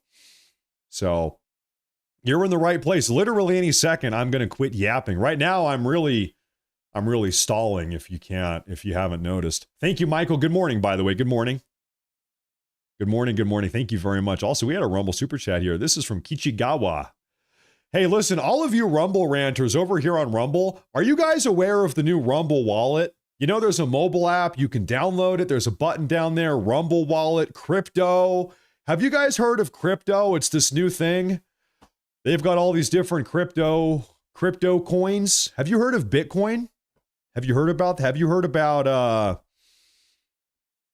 other crypto coins? Have you heard about that stuff? It's pretty crazy these days. So you should really consider downloading the Rumble wallet. You should consider that because it's kind of a big deal. Thank you very much. I appreciate that. Thank you very much. It's kind of a big deal. Everybody's doing it these days. Thank you, Michael. Thank you. This was Kichigawa. Thank you, Kichigawa. This is from Grenade 1313. Thank you very much. I appreciate that. That's very nice. Thank you very much. No, bitcoins, not butt coins. Who said that? That's just disgusting. Not butt coins. This is Sir Furburger. He says, good job, Matt. Hey, thank you very much. Thank you very much. I appreciate that. I really appreciate it, folks. Thank you very much for tuning in. Listen, I'll tell you what, in this line of work, I have had to become an expert monologuer and really staller. Every day I get a little bit better at stalling. And the reason why is because Trump, he's always a half hour behind schedule. So I just have to keep on. I feel like I'm sitting here like, well, folks, nice weather we're having today. How about that game? It's a good game, huh? Right? Couldn't believe it. Anyway, family's good. How's the family? Is the family good these days? Yeah, good. That's great. That's great.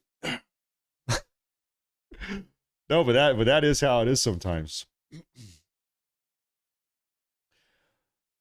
But like I said, so anyway, I think maybe we do have new people tuning in right now. So if you are not aware really of what the occasion is today, overnight the U.S. Armed Forces carried out a series of targeted strikes in Caracas, Venezuela, over the course of 2 hours, and ultimately they apprehended Nicolas Maduro, the leader, president/dictator of Venezuela. Delta Force, they're saying, boots on the ground. They raided his compound, Nicolas Maduro's compound. They kicked open the door. They apprehended him alive. They took him into custody. He's still alive. And they are now bringing Maduro back up to the U.S., to the United States, where they will interrogate him, where they will give him a criminal trial. Remember, he's a DOJ designated narco-terrorist with a $50 million bounty on his head. They got him. Now they got him. And so they have apprehended this guy. They snatched him. They snatched him up, and they're bringing him back up to the U.S. And so this was an overnight, this was a raid that was conducted in Caracas in the middle of the night. And so President Trump is scheduled to make a big announcement about this. He's going to give a national address. It was scheduled to begin about 23 minutes ago. But, you know how President Trump is. Listen, President Trump, as I like to say, he's not on our schedule. We're sort of on his schedule more often than not. So that's kind of the way that it is. That's fine. That's fine. We have a gifted Rumble premium from username Rumble Sucks. Listen, we do not tolerate blasphemy like that. You are violating the community blasphemy laws with that type of username. Thank you very much. Thank you very much. This is AC Perry. AC Perry, welcome to the community. Thank you very much. Thank you very much. I appreciate that. I appreciate that a lot. You know, while we're sitting here just kind of stalling out waiting for Trump, can I share an idea I had with you guys? I was considering making some type of like private message or maybe email hotline where you guys could, it's like a designated place where you guys could send me a private message if you ever have any reason to do so. And then maybe, I don't know, every day I would spend 30 or 40 minutes reading private messages. Because right now, frankly, outside of talking to you guys in the live chat in Rumble and YouTube, I don't really have a place where I go to read private messages from people. I don't really have that. So I was thinking of making some type of private message. You know, probably, I guess, like an email address would be the best. If there's ever anything you have to say, if it's urgent, I don't know, a tip or I don't know, anything, whatever it is. That's probably a wise thing to do. Make a Discord. I have a Discord. I do have a Discord server. In fact, we have a community Discord server. It has, I don't know, probably about 8,000 people in it. We do have a community Discord server with about 8,000 people in it. I think if you guys click on my, in fact, by the way, I hate to admit this, I am very active in Discord. I'm posting in Discord like all day. So if you really want to join the Discord, you can join the Discord, but it's a little bit memey. It's a little bit shit posty. You know, it's a little bit silly sometimes. So you join that Discord server if you want. It's a little bit silly. Hey, listen, you had better stop spamming the live chat. You had better knock that off, sir. That is my one rule. Do not spam the live chat. I can't even believe it. Omega John, hey, thank you. Thank you very much. I appreciate that. Thank you very much. Let's invade Somalia next. You think so? You think we need to invade Somalia? Listen, I'm not exactly sure that we should do that. I'm not sold on that one. But I will remain open-minded. Maybe you can convince me someday. Falcon's Disciple over here on Rumble, he says, we need to thank the Eurotrash Nobel Prize Committee for contributing to this action. In a master chess play, Machado courted Trump's attention, dedicating the Peace Prize to him.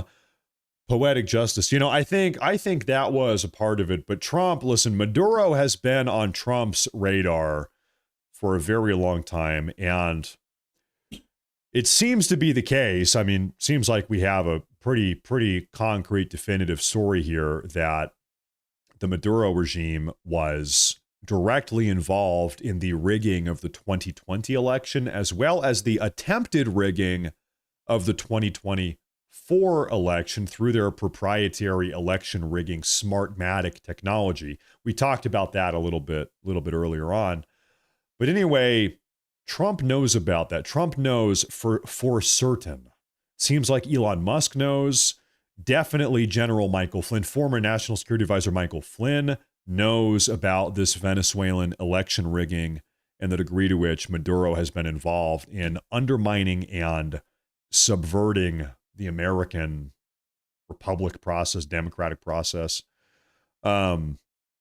Definitely Trump knows about that 100%. So I think that is a part of it. Now, curiously, Trump has not spoken about that at all publicly. General Flynn has.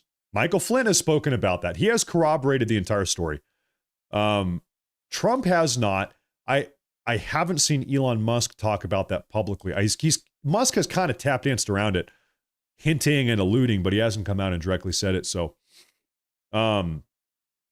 I would suppose that now that Maduro is in custody, I would expect folks in the next couple days, next couple weeks, we're going to be hearing a lot about Venezuelan election rigging. I think that is going to be one of the big stories. And what's more, if Maduro comes out in some type of plea deal or negotiation with Trump, if Maduro comes out and publicly says to the nation, yes, I am Nicolas Maduro, and I helped the Democrats rig the 2020 election. I am Nicolas Maduro, and I attempted to help the Democrats rig the 2024 election. I, Nicolas Maduro, in partnership with former Venezuelan President Hugo Chavez, we have rigged dozens of elections in the U.S. and elsewhere. We've been doing this for decades. Can you imagine what is going to happen if Maduro comes out and says that publicly as a part of some plea deal or sweetheart deal with the Trump administration now? That would just be that would be insane. That would be insane. That would be nuts. That would be crazy. We got to see what happens. Things are going to get very, very interesting here in the next couple weeks, in the next couple days, in the next couple months. It is true. Matt Morris needs a mod to drop Discord and X links.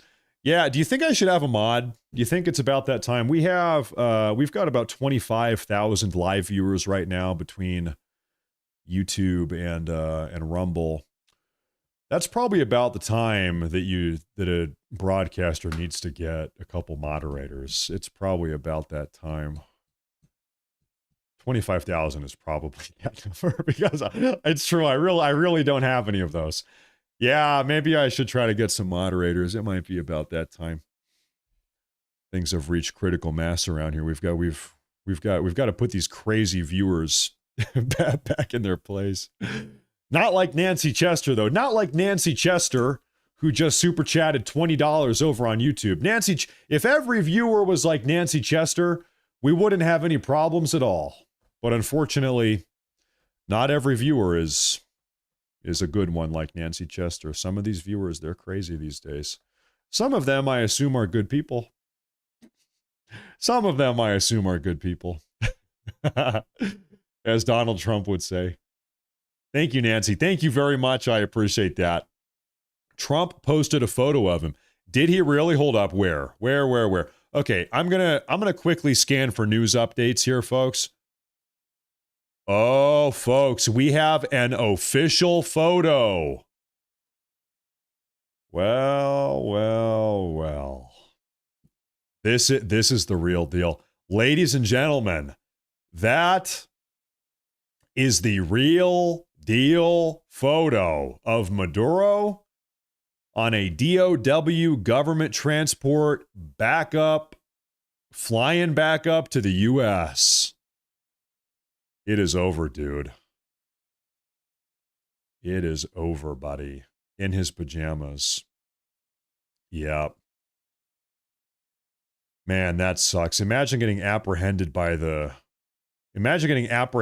Delta Force in your pajamas. Oh, can I at least put on a pair of pants? No? Okay.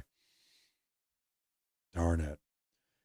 In my fluffy pink bunny rabbit shoes, in my fluffy pink slippers. Really? Delta Force? You couldn't have picked a better time than this. Unbelievable. Unbelievable. Well, once again, any minute, President Trump is going to come on out here. We are on standby. We are on standby. So you guys saw that Hugo Chavez's mausoleum was blown up. They just decided to draw. This is, I kid you not, this is the mausoleum of Hugo Chavez, the former dictator of Venezuela. They just decided to blow this up just cause. This was not a strategic target. They just blew it up just because they felt like it. What's going on here? Mr. President, are there any bombs left? Our generals, they're saying it went too well. The greatest operation you've ever seen. Quick, beautiful, totally efficient. We had tons left over, believe me. More bombs than anyone knew what. Destroy the mausoleum. Destroy the mausoleum. And they blew the living hell out of that. In fact, oh yeah, there it is. So folks, this is the mausoleum before they blew it up. I kid you not. This is the tackiest, most communist piece of gaudy communist architecture, offensive. And it's so funny because it's like contrast. It's right above these ghettos, these Venezuelan favelas. You've got your gaudy communist dictator mausoleum perched up on a hill looking down on top of this ghetto. 4F. There it is. And so they just blew that thing up. And they just blew the living hell out of that thing. The Venezuelans right now are marching through the streets, by the way. They're out here. Oh, they've got soldiers in the streets. Take a look at that. Look at that.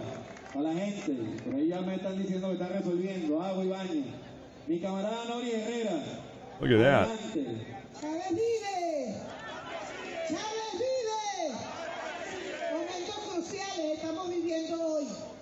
Now, by the way, for anyone here that does not speak Spanish, they just said, please make sure to like and subscribe to the channel, Matt Morse TV, that is, and also consider even super chatting if you are feeling generous.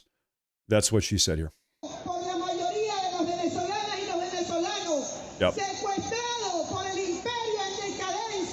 That's right. Yep. She said, you might have heard Madra. She said, might I suggest recommending the Matt Morris live broadcast to your mother or your cousin or your uncle or your sister, is what she said. It's a great broadcast. Okay, so anyway, the Venezuelans are marching through the streets. Listen, I got to show you something here, ladies and gentlemen. Take a look at this. The official White House broadcast here has 96,000 viewers. They haven't even started. You know, in my day, in our day, I think together, we have seen a lot of these official White House broadcasts. Over the last 11 months or so, we've probably seen every single one of them. I have never seen an official White House broadcast with this many viewers. 96,000. That is a lot of live viewers. The entire country is on standby here. The entire country is on the edge of their seat waiting. And by the way, Falcon Disciple gifted 5 Rumble premiums over here on Rumble. Hey, thank you very much. I appreciate that. Thank you very much. Thank you very much. He goes on to say another big super chat on Rumble. He says, 13K watching, 2,000 likes on Rumble. Hit the thumbs up button on Rumble. Need to support creators, and Matt is a straight shooting patriot. Yeah, I appreciate that. As I like to say this all the time, without you guys, without the viewers, without the community here, there is no broadcast. If I went live one day and I had 0 viewers, well, there probably wouldn't be that much of a show. So I appreciate that a lot. Thank you very much. Thank you very much. President Trump is coming on out. President Trump is coming on out. What is he going to say, ladies and gentlemen? We got him. What is he going to say here?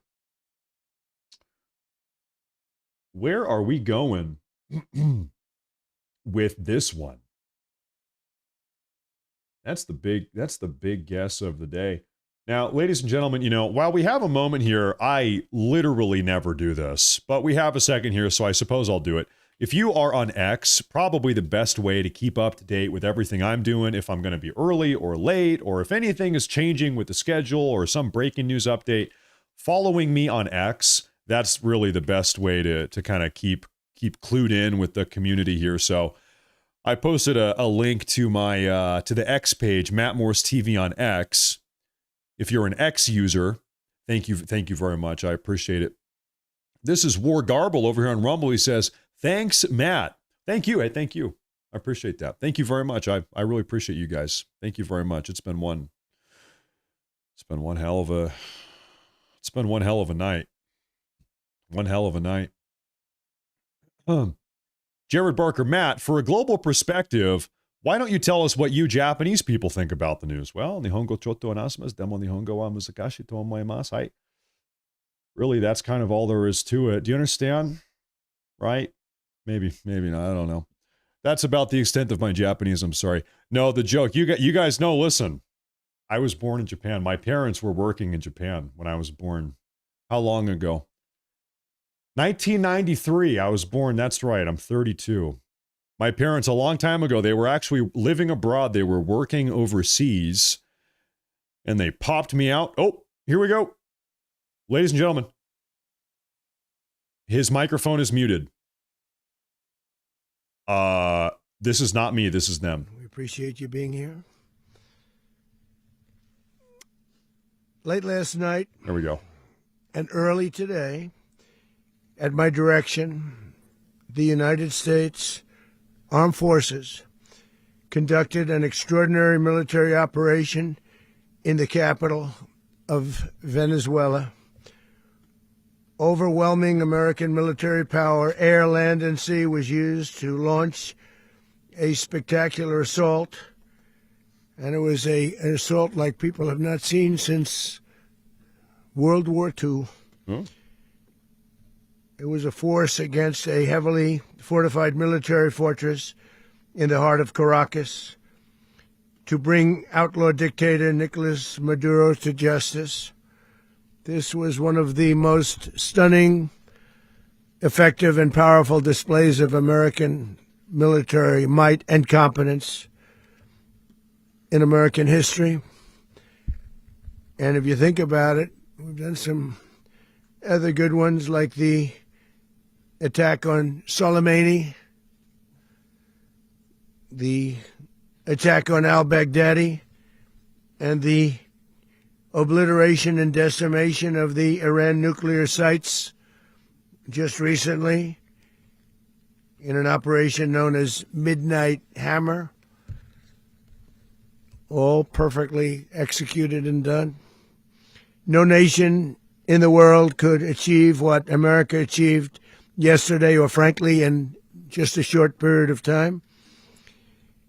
All Venezuelan military capacities were rendered powerless as the men and women of our military, working with U.S. law enforcement, successfully captured Maduro in the dead of night.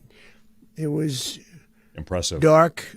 The lights of Caracas were largely turned off due to a certain expertise that we have. Oh. It was dark and it was deadly. But captured along with his wife,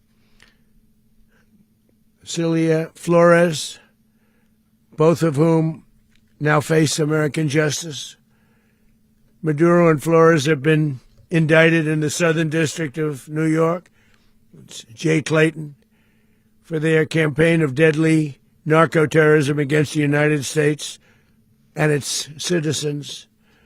I want to thank the men and women of our military who achieved such an extraordinary success overnight with breathtaking speed, power, precision, and competence. You rarely see anything like it. You've seen some raids in this country that didn't go so well. They were an embarrassment. If you look back to Afghanistan or if you look back to the Jimmy Carter days, they were different days. We're a respected country again, like never before. These highly trained warriors operating in collaboration with U.S. law enforcement caught them in a very ready position. They were waiting for us. They knew we had many ships out in the sea, just sort of waiting. They knew we were coming. So they were in what's called a ready position, but they were completely overwhelmed and very quickly incapacitated. If you would have seen what I saw last night, you would have been very impressed. I'm not sure that you'll ever get to see it, but it was an incredible thing to see. Not a single American service member was killed, and not a single piece of American equipment was lost. We had many helicopters, many planes, many people involved in that fight.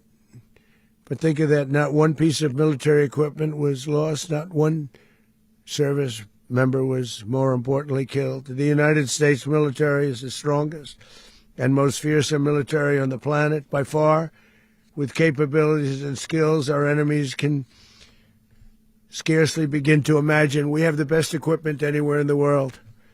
There's no equipment like what we have, and you see that even if you just look at the boats. You know, we've knocked out 97% of the drugs coming in by sea. 90%. Each boat kills on average 25,000 people. We knocked out 97%. And those drugs mostly come from a place called Venezuela. We're going to run the country until such time as we can do a safe, proper, and judicious transition. So we don't want to be involved with having somebody else get in, and we have the same situation that we had for the last long period of years.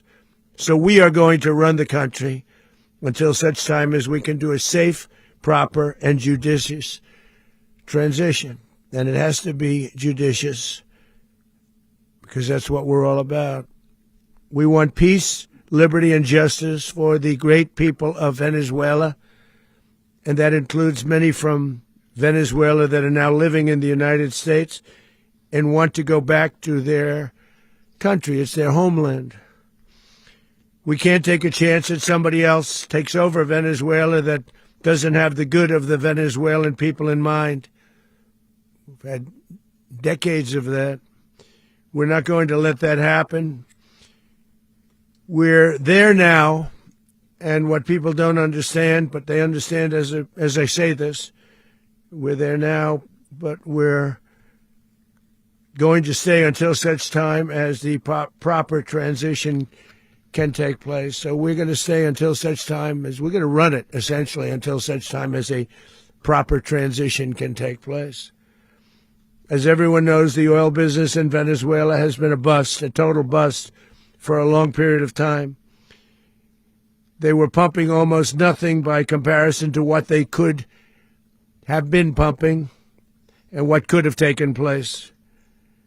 We're going to have our very large United States oil companies, the biggest anywhere in the world, go in, spend billions of dollars, fix the badly broken infrastructure, the oil infrastructure, and start making money for the country.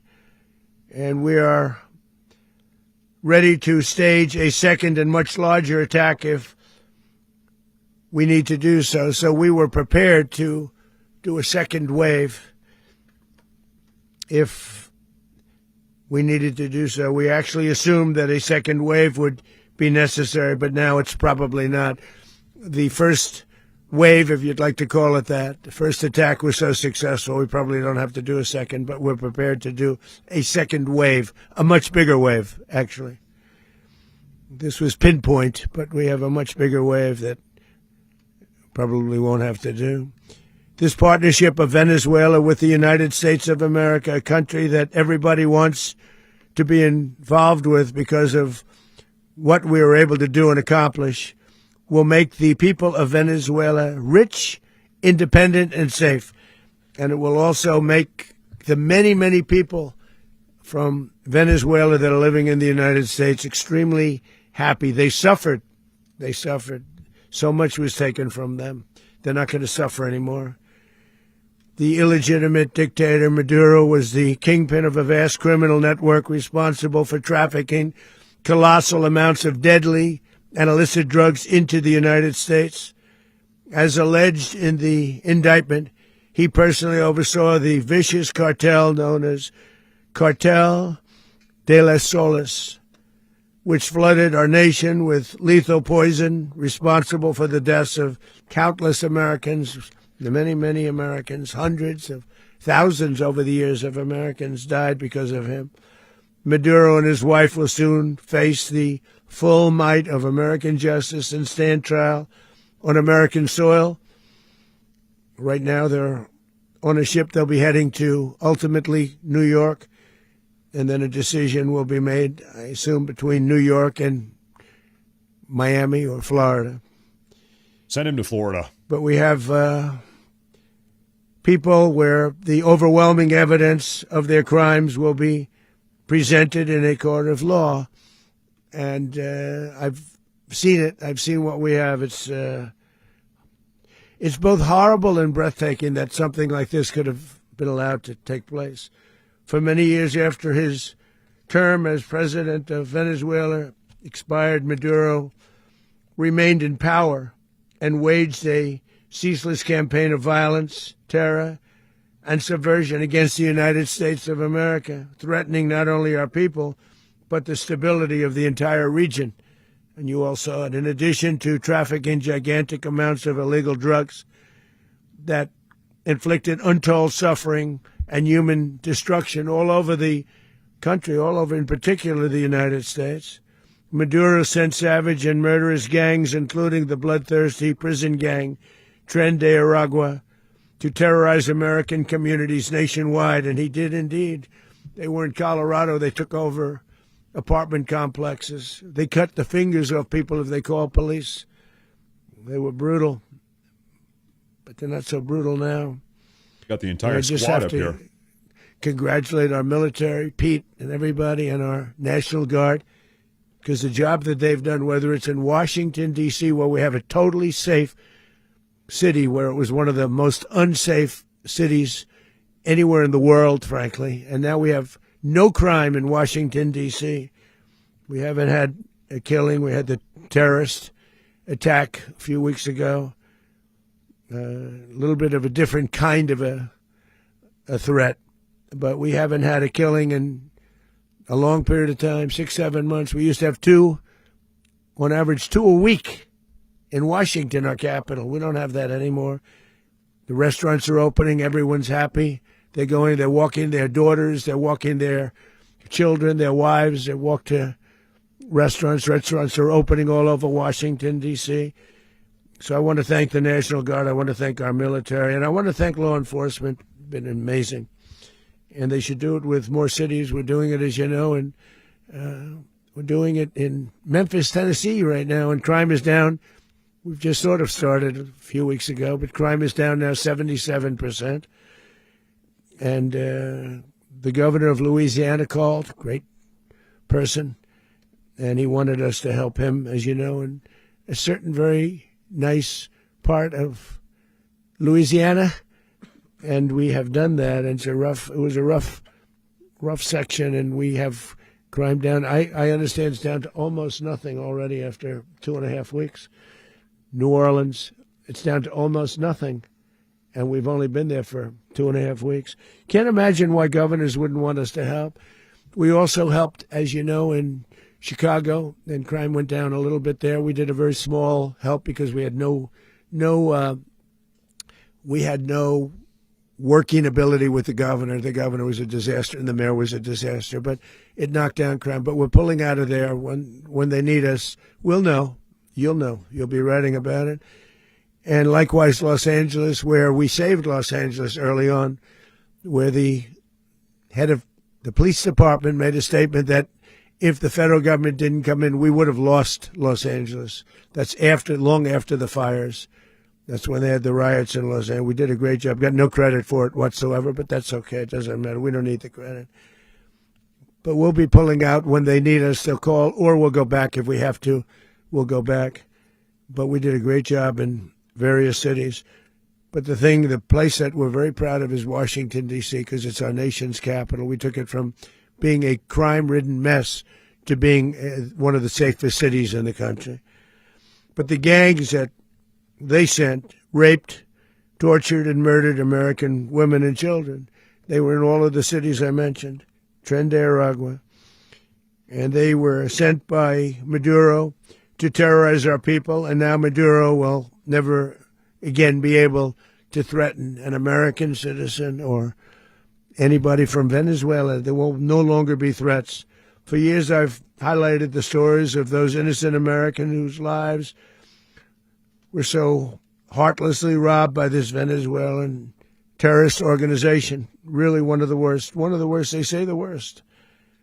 Americans like 12-year-old Jocelyn Nungari from Houston. Beautiful Jocelyn Nungari, what happened to her?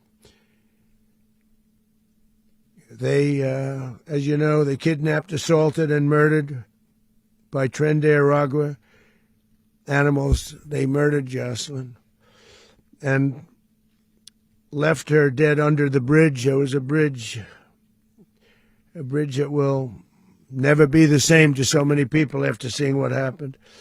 As I've said many times, the Maduro regime emptied out their prisons, sent their worst and most violent monsters into the United States to steal American lives.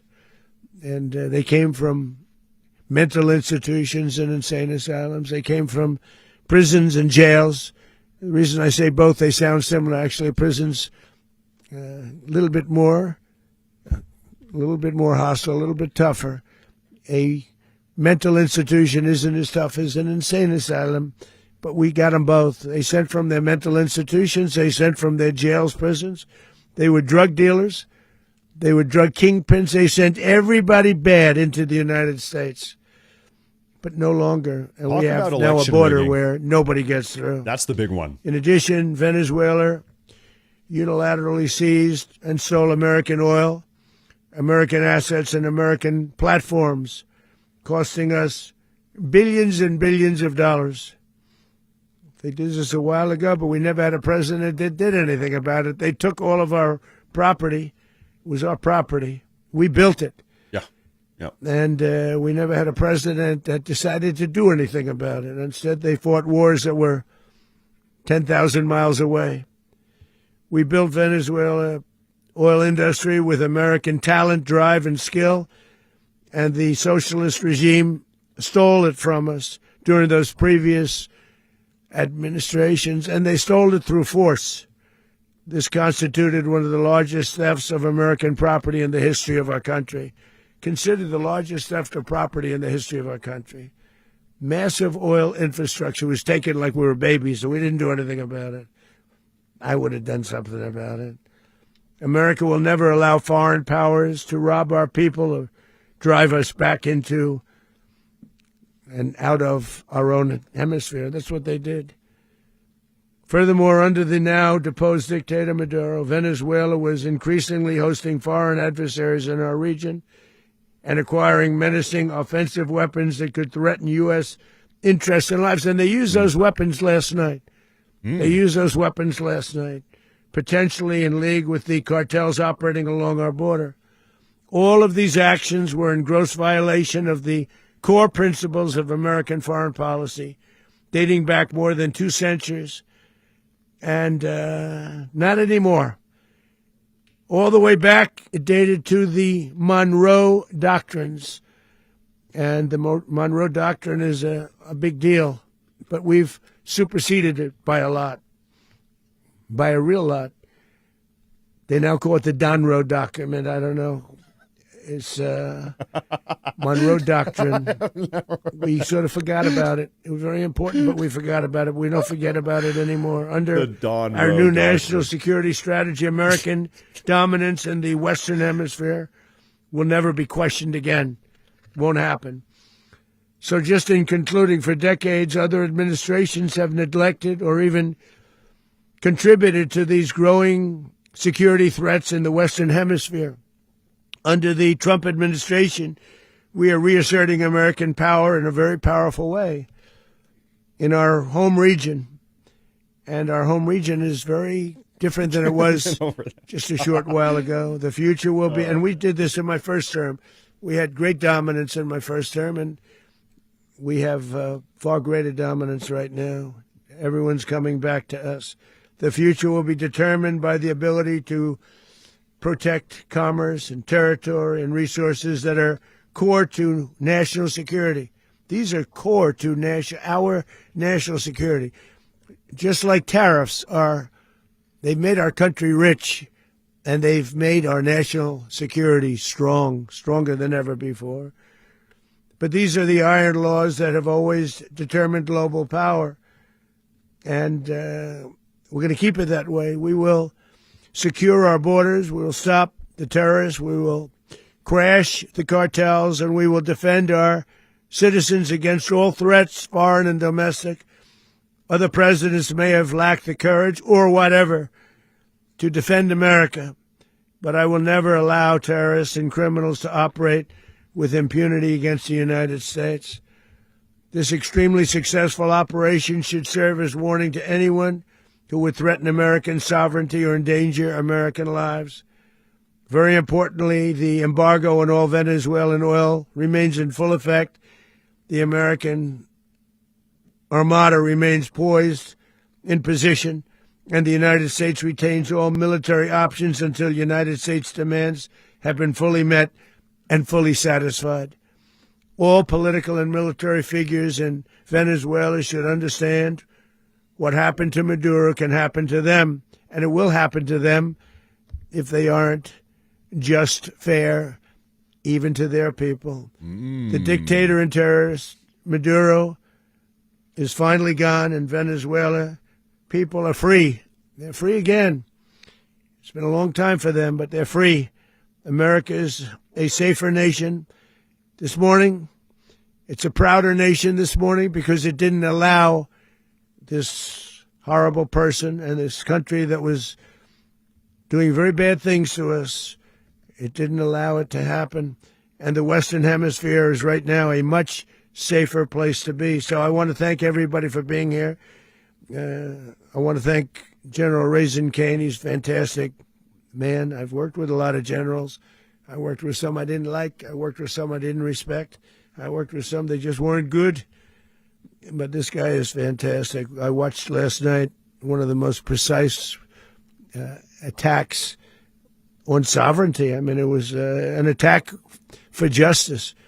And I'm very proud of him, and I'm very proud of our Secretary of War, Pete Hegseth, who I'm going to ask to say a few words. Thank you very much. Hegseth. Well, thank you, Mr. President. Finally, a commander-in-chief the world respects and the American people deserve. And as the president said, words can barely capture the bravery and the power and the precision of this historic operation. A massive joint military and law enforcement raid flawlessly executed by the greatest Americans our country has to offer. American warriors are second to none, the best in the world and the best of our country. What all of us witnessed last night was sheer guts and grit, gallantry, and glory of the American warrior. I'm simply humbled by such men. And I tip my hat to our chairman, Dan Raising Cane, and all those Americans who stood watch last night. Our warriors are the elite of America, and again, President Trump has your back. No other country on planet Earth, and it's not even close, could pull this kind of operation off. And no other president has ever shown this kind of leadership, courage, and resolve, the most powerful combination the world has ever seen. As the president said, our adversaries remain on notice. America can project our will anywhere, anytime. The coordination, the stealth, the lethality, the precision, the very long arm of American justice, all on full display in the middle of the night. Nicolas Maduro had his chance, just like Iran had their chance, until they didn't and until he didn't. He effed around and he found out. President Trump is deadly serious about stopping the flow of gangs and violence to our country.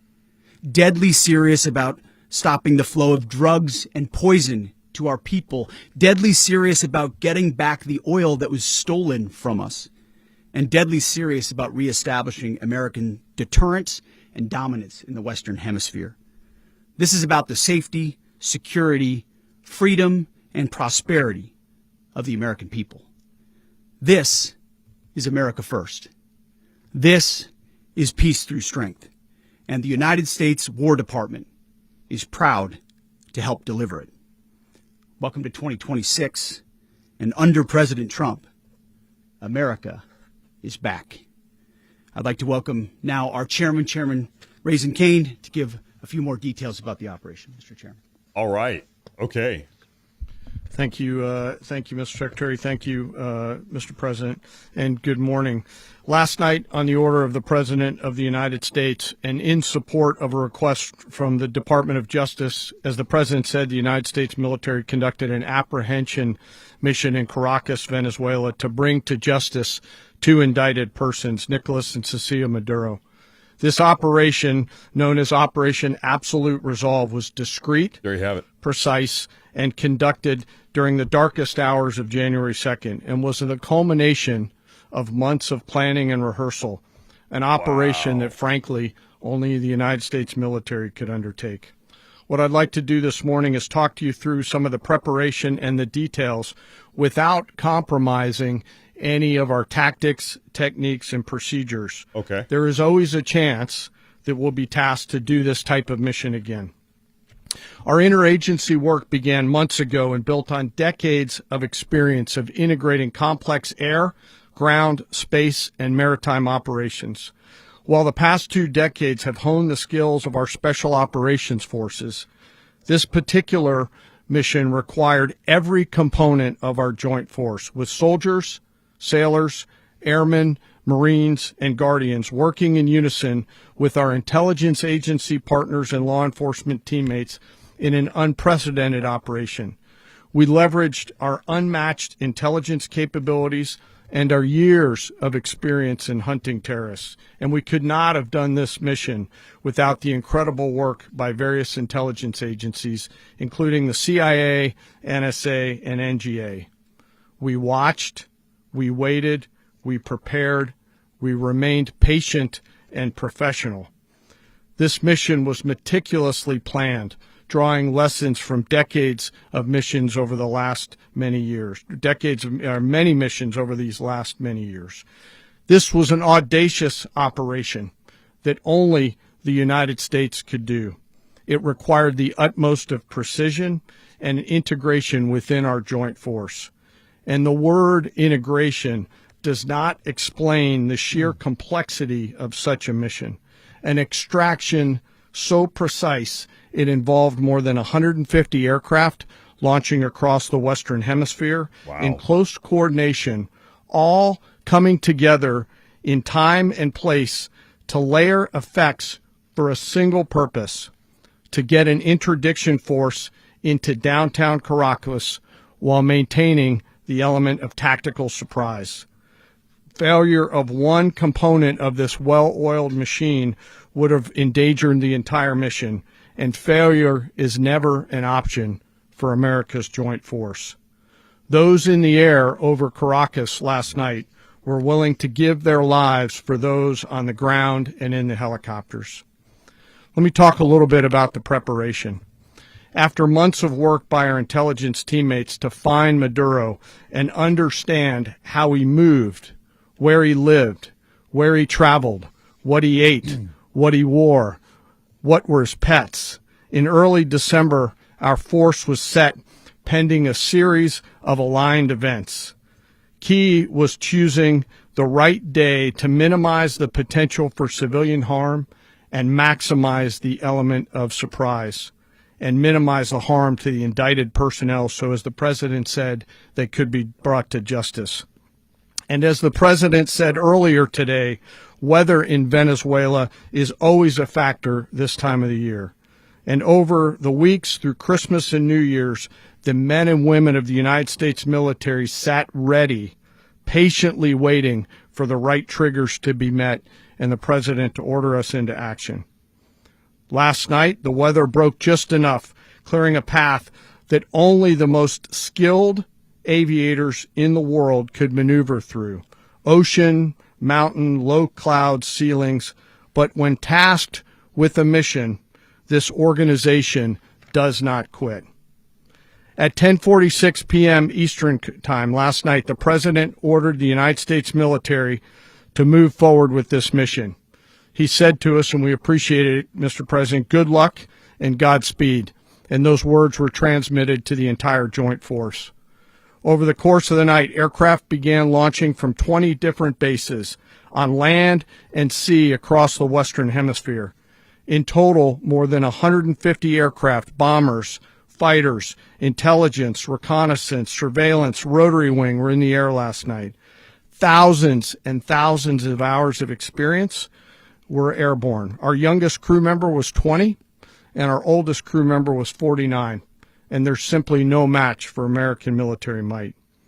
As the night began, the helicopters took off with the extraction force, which included law enforcement officers, and began their flight into Venezuela at 100 feet above the water. As they approached Venezuelan shores, the United States began layering different effects provided by Spacecom, Cybercom, and other members of the interagency to create a pathway. Overhead, those forces were protected by aircraft from the United States Marines, the United States Navy, the United States Air Force, and the Air National Guard. The force included F-22s, F-35s, F-18s, EA-18s, E-2s, B-1 bombers, and other support aircraft, as well as numerous remotely piloted drones. As the force began to approach Caracas, the Joint Air Component began dismantling and disabling the air defense systems in Venezuela, employing weapons to ensure the safe passage of the helicopters into the target area. The goal of our air component is, was, and always will be to protect the helicopters and the ground force and get them to the target and get them home. As the force crossed the last point of high terrain where they'd been hiding in the clutter, we assessed that we had maintained totally the element of surprise. As the helicopter force ingressed towards the objective at low level, we arrived at Maduro's compound at 1:01 a.m. Eastern Standard Time, or 2:01 a.m. Caracas local time, and the apprehension force descended into Maduro's compound and moved with speed, precision, and discipline towards their objective, and isolated the area to ensure the safety and security of the ground force while apprehending the indicted persons. This is insane. This is nuts. On arrival into the target area, the helicopters came under fire, and they replied with that fire with overwhelming force in self-defense. One of our aircraft was hit but remained flyable, and as the president said earlier today, all of our aircraft came home, and that aircraft remained flyable during the rest of the mission. As the operation unfolded at the compound, our air and ground intelligence teams provided real-time updates to the ground force, ensuring those forces could safely navigate the complex environment without unnecessary risk. The force remained protected by overhead tactical aviation. Maduro and his wife, both indicted, gave up, and were taken into custody by the Department of Justice, assisted by our incredible U.S. military with professionalism and precision, with no loss of U.S. life. After securing the indicted persons, the force began to prep for departure.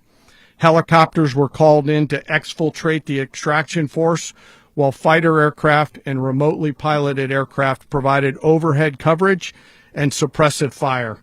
There were multiple self-defense engagements as the force began to withdraw out of Venezuela. Wow. The force successfully exfiltrated and returned to their afloat launch bases, and the force was over the water at 3:29 a.m. Eastern Standard Time with indicted persons on board. About 2.5 hours. And both Maduro and his wife were embarked aboard the USS Iwo Jima.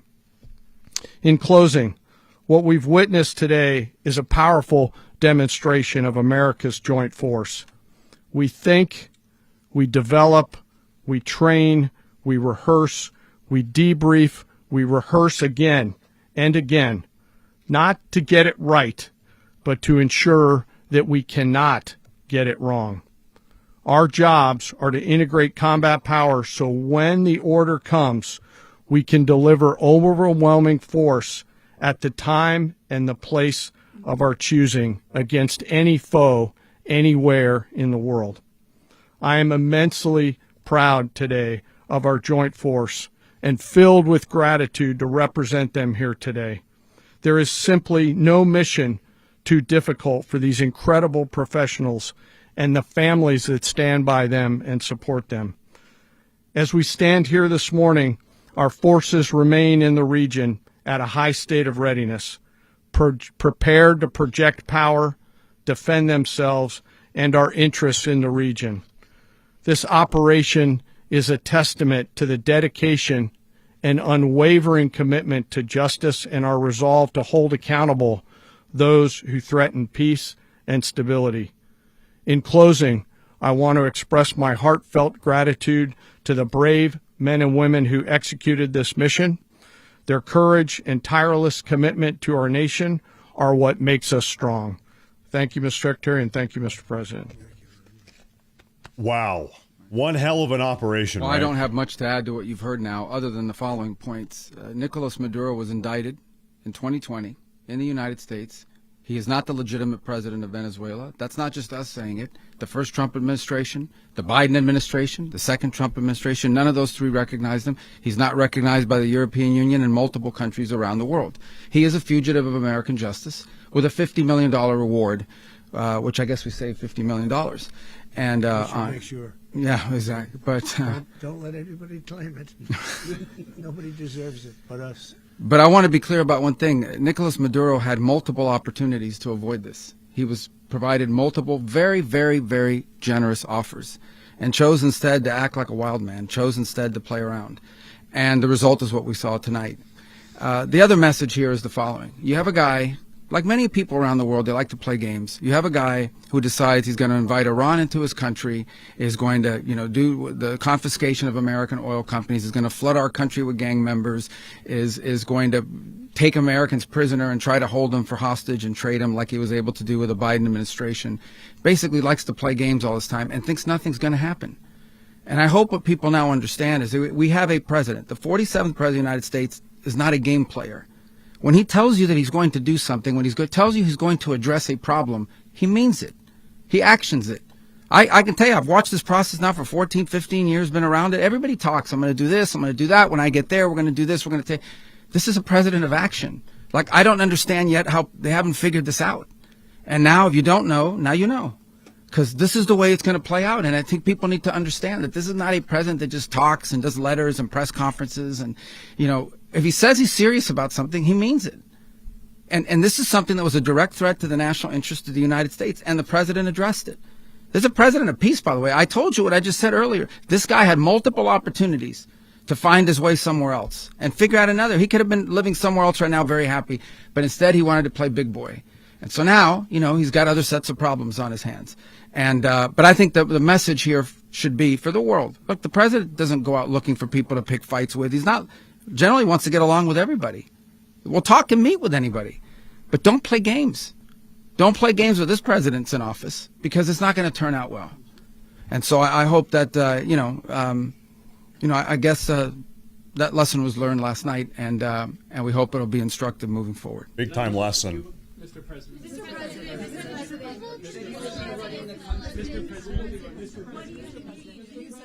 Please. Well, we're going to be running it with a group, and we're going to make sure it's run properly. We're going to rebuild the oil infrastructure, which will cost billions of dollars. It'll be paid for by the oil companies directly. They will be reimbursed for what they're doing, but that's going to be paid. And we're going to get the oil flowing the way it should be. As you know, it was just a minor flow. It was actually a minor flow for what they have. But we're going to run it properly, and we're going to make sure the people of Venezuela are taken care of. We're going to make sure the people that were forced out of Venezuela by this thug are also taken care of. President, does the U.S. running the country mean that U.S. troops will be on the ground? How will that work? Well, they always say boots on the ground. Oh, so we're not afraid of boots on the ground if we have to have. We had boots on the ground last night at a very high level, actually. We're not afraid of it. We don't mind saying it. But we're going to make sure that that country is run properly. We're not doing this in vain. This is a very dangerous attack. This is an attack that could have gone very, very badly. Could have gone very badly. We could have lost a lot of people last night. We could have lost a lot of dignity. We could have lost a lot of equipment. The equipment is less important, but we could have lost a lot. And we're going to make sure that this is proper. We're there now. We're ready to go again if we have to. We're going to run the country right. It's going to be run very judiciously, very fairly. It's going to make a lot of money. We're going to give money to the people. We're going to reimburse people that were taken advantage of. We're going to take care of everybody. It's very important. We couldn't let them get away with it. They stole our oil. We built that whole industry there, and they just took it over like we were nothing. And we had a president that decided not to do anything about it. So we did something about it. We're late, but we did something about it. Yeah, please. Mechanism by which you're going to run the country? Are you going to designate a U.S. official to coordinate? Yes, it's all being done right now. We're designating people. We're talking to people. We're designating various people, and we're going to let you know who those people are. Would run Venezuela? Well, it's largely going to be for a period of time the people that are standing right behind me. We're going to be running it. We're going to be bringing it back. It's a dead, I talk about a dead country. A year and a half ago, we were a dead country. Now we're the hottest country anywhere in the world. We're a country doing better than any country anywhere in the world. And it required leadership. Venezuela has a lot of bad people in there, a lot of bad people that shouldn't be leading. We're not going to take a chance that one of those people take over for Maduro. So you can look at, and others, we have fantastic people, including people in the military. So we're going to have a group of people running it until such time as it can be put back on track, make a lot of money for the people, and give people a great way of life, and also reimbursement for people in our country that were forced out of Venezuela. Rubio would be... You said earlier today that you weren't going to back Machado to come back and be the opposition leader in your Fox and Friends interview. And then you also mentioned the vice president of Venezuela. Are you going to work with the vice president of Venezuela, or how do you foresee the relationship going? I understand she was just sworn in, but she was, as you know, picked by Maduro. So Marco's working on that directly. He just had a conversation with her. Oh. And she's essentially willing to do what we think is necessary to make Venezuela great again. Very simple. Oh, okay. Mr. President, Colombian President Gustavo Petro, a couple weeks ago, he said he's got to watch his ass. And today he said he's not concerned about anything happening to him in the aftermath of this operation. So just what your message is about that. Well, he has cocaine mills. He has factories where he makes cocaine. And, yeah, I think I stick by my first statement. He's making cocaine. They're sending it into the United States. So he does have to watch his ass. Mr. President, did you notify any members of Congress in advance? Marco, do you want to talk about that? Because you were involved in it. Sure. We called members of Congress immediately after. This was not the kind of mission that you can do congressional notification on. It was a trigger-based mission in which conditions had to be met night after night. We watched and monitored that for a number of days. So it's just simply not the kind of mission you can call people and say, hey, we may do this at some point in the next 15 days. But it's largely a law enforcement function. Remember, at the end of the day, at its core, This was an arrest of 2 indicted fugitives of American justice, and the Department of War supported the Department of Justice in that job. Now, there are broader policy implications here, but it's just not the kind of mission that you can pre-notify because it endangers the mission. Nope. Plus, if I could add one thing to that, Congress has a tendency to leak. This would not be good. If they leaked, General, I think it would have been maybe a very different result. But I have to say, they knew we were coming at some point, you know. A lot of ships out there, they sort of knew we were coming. We went through. But Congress will leak, and we don't want leakers. People to watch this all play out live. What was Maduro doing when the U.S. forces entered what I assume would be his home? And also, was there any point where the U.S. was considering if Maduro pushed back or resisted killing Maduro? A good question. Could have happened. It could have happened. He was trying to get into a safe place. You know what a safe place is, all steel. And he wasn't able to make it to the door because our guys were so fast. They went through the opposition so fast. And there was a lot of opposition. You know, people were wondering, did we get them by surprise? Sort of surprised, but they were waiting for something. It was a lot of opposition. There was a lot of gunfire. You saw some of it today. But he was trying to get to a safe place, which wasn't safe because we would have had the door blown up in about 47 seconds, they say on average, regardless of how thick the steel was. It was a very thick door. It was a very heavy door, but he was unable to get to that door. He made it to the door. He was unable to close it. Wow. Wow. Go ahead, finish. Going to be in the time being right now? Do you know his exact Well, whereabouts? eventually, ultimately, in the near future, he's going to be brought to New York. And where is he going to be held? Where is he going to be held in New York? Do you know? That's going to be up to the officials that do these things. Mr. President, the U.S. has something of a mixed track record of ousting dictators without necessarily a plan for what comes afterwards. Not with Did me. that weigh on your decision? Well, that's when we had different presidents, but with me, that's not true. With me, we've had a perfect track record of winning.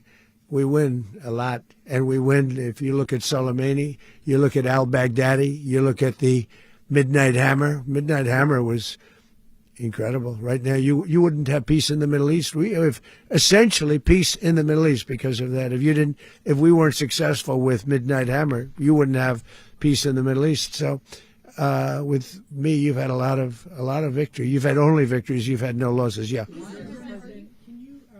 How long do you expect the U.S. to run Venezuela, and how soon do you want Venezuelan people to hold elections? So I'd like to do it quickly, but it takes a period of time. You know, we're rebuilding. We have to rebuild their whole infrastructure. The infrastructure is rotted.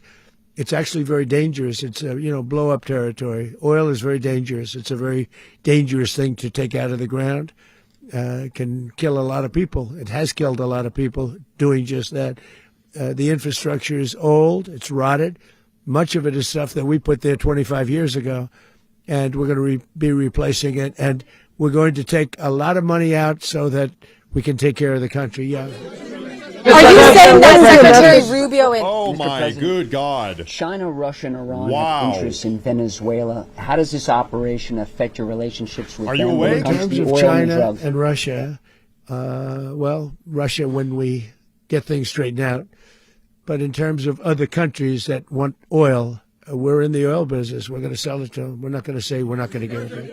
In other words, we'll be selling oil probably in much larger doses because they couldn't produce very much because their infrastructure was so bad. So we'll be selling large amounts of oil to other countries, many of whom are using it now, but I would say many more will come.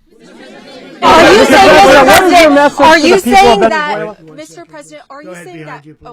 Mr. President, thank you. What is your message to the people of Venezuela today? Of course, the civilian population specifically, they have a lot of questions. What is your message? I'm going to try to be on top of that. You're going to have peace, justice. You're going to have some of the riches that you should have had for a long period of time. It was stolen from you. But you're going to have peace, and you're going to have safety. You're going to have justice. You're going to have a country. You're going to have a real country. You're going to have potentially a great country. You know, if you go back 20 years, maybe even a little longer ago, that was a great country. And they destroyed it. Remember I said that if we lose this election, the United States will be Venezuela on steroids. That's what would have happened. Had we lost the election, the 2024 election, we suffered so badly. When you look at the border from 2020, what they did, what Joe Biden administration did to our country should never be forgotten. But if we had to go through another year of that, we would be exactly where Venezuela was in terms. I used to say, if they win, we're going to be Venezuela on steroids, and that's what would have happened. President, thank you. Are you saying that Secretary Hegseth and Rubio are going to be running Venezuela, and will you be sending in U.S. military They're going troops to be a to provide? team that's working with the people of Venezuela to make sure that we have Venezuela right. Because for us to just leave, who's going to take over? I mean, there is nobody to take over. You have a vice president who's been appointed by Maduro, and right now she's the vice president, and she's, I guess, the president. She was sworn in as president just a little while ago. She had a long conversation with Marco, and she said, we'll do whatever you need. I think she was quite gracious, but she really doesn't have a choice. She doesn't want to get snatched up. We're going to have this done right. We're not going to just do this with Maduro, then leave like everybody else, leave and say, let it go to hell. If we just left, it has zero chance of ever coming back. We'll run it properly. We'll run it professionally. We'll have the greatest oil companies in the world go in and invest billions and billions of dollars and take out money, use that money in Venezuela. And the biggest beneficiary are going to be the people of Venezuela. And also, I can't stress this strongly enough, the people that got thrown out of Venezuela that are now in the United States, and frankly, some want to stay and some probably want to go back, yeah. In the country, and were any of the detained Americans? Well, right now they're arrested very last protected because nobody's going to mess with us. They're very protected. The people of, and we let them know that you better not touch one of them. And are you concerned that bad elements of the Maduro regime will remain in place? Well, we know who they are. We're on them, and they're acting much differently now than they would have acted 2 days ago. Okay, wait, behind you, please. Mr. President, why is running a country in South America America first? Well, I think it is because we want to surround ourselves with good neighbors. We want to surround ourselves with stability. We want to surround ourselves with energy. We have tremendous energy in that country. It's very important that we protect it. We need that for ourselves. We need that for the world. And we want to make sure we can protect it. Yes, sir. Please, go ahead. Is there a message here for Cuba and Diaz-Canel? Well, Cuba's an interesting case. Cuba is, not doing very well right now. That system has not been a very good one for Cuba. The people there have suffered for many, many years. Yep. And I think Cuba is going to be something we'll end up talking about because Cuba is a failing nation right now, very badly failing nation. And we want to help the people. It's very similar in the sense that we want to help the people in Cuba. Cuba's up next. Also help the people that were forced out of Cuba and living in this country. Do you want to say something about that, Mark? Coming up next. Well, I just gave you a statement a few minutes ago about, when the president speaks, you should take him seriously. So suffice it to say, Cuba is a disaster. It's run by incompetent, senile men, and in some cases, not senile, but incompetent nonetheless. It has no economy. It's in total collapse. And He's by a Cuban. the way, they were, all of the guards that helped protect Maduro, this is well known, their whole spy agency, all that were full of Cubans. I mean, it's amazing. This poor island took over Venezuela in some cases. One of the biggest problems the Venezuelans have is they have to declare independence from Cuba that tried to basically colonize it from a security standpoint. So, yeah, look, if I lived in Havana and I was in the government, I'd be concerned, at least a little bit. Uh-oh. Well, the president already announced a week ago that anything that's sanctioned, it's sanctioned oil, it's not going to be allowed to get there. So that's a pre-existing. The answer is yes. Yes. Our hemisphere. The hemisphere is ours. Mr. President, on Monday. Oh, I think it would be very tough for her to be the leader. She doesn't have the support within or the respect within the country. She's a very nice woman, but she doesn't have the respect to be the leader. Mr. President, is it possible that the U.S. ends up administrating Venezuela for years? Well, it won't cost us anything because the money coming out of the ground is very substantial, so it's not going to cost us anything. We will. Well, we want safety there. We want to be surrounded by countries that aren't housing all of our enemies all over the world. That's what that was happening, and you don't want to have that. But we're going to be rebuilding, and we're not spending money. The oil companies are going to go in. They're going to spend money. We're going to take back the oil that, frankly, we should have taken back a long time ago. A lot of money is coming out of the ground. We're going to get reimbursed for all of that. We're going to get reimbursed for everything that we spend. So it's going to be it's going to be a very important. This is a very big evening that took place last night.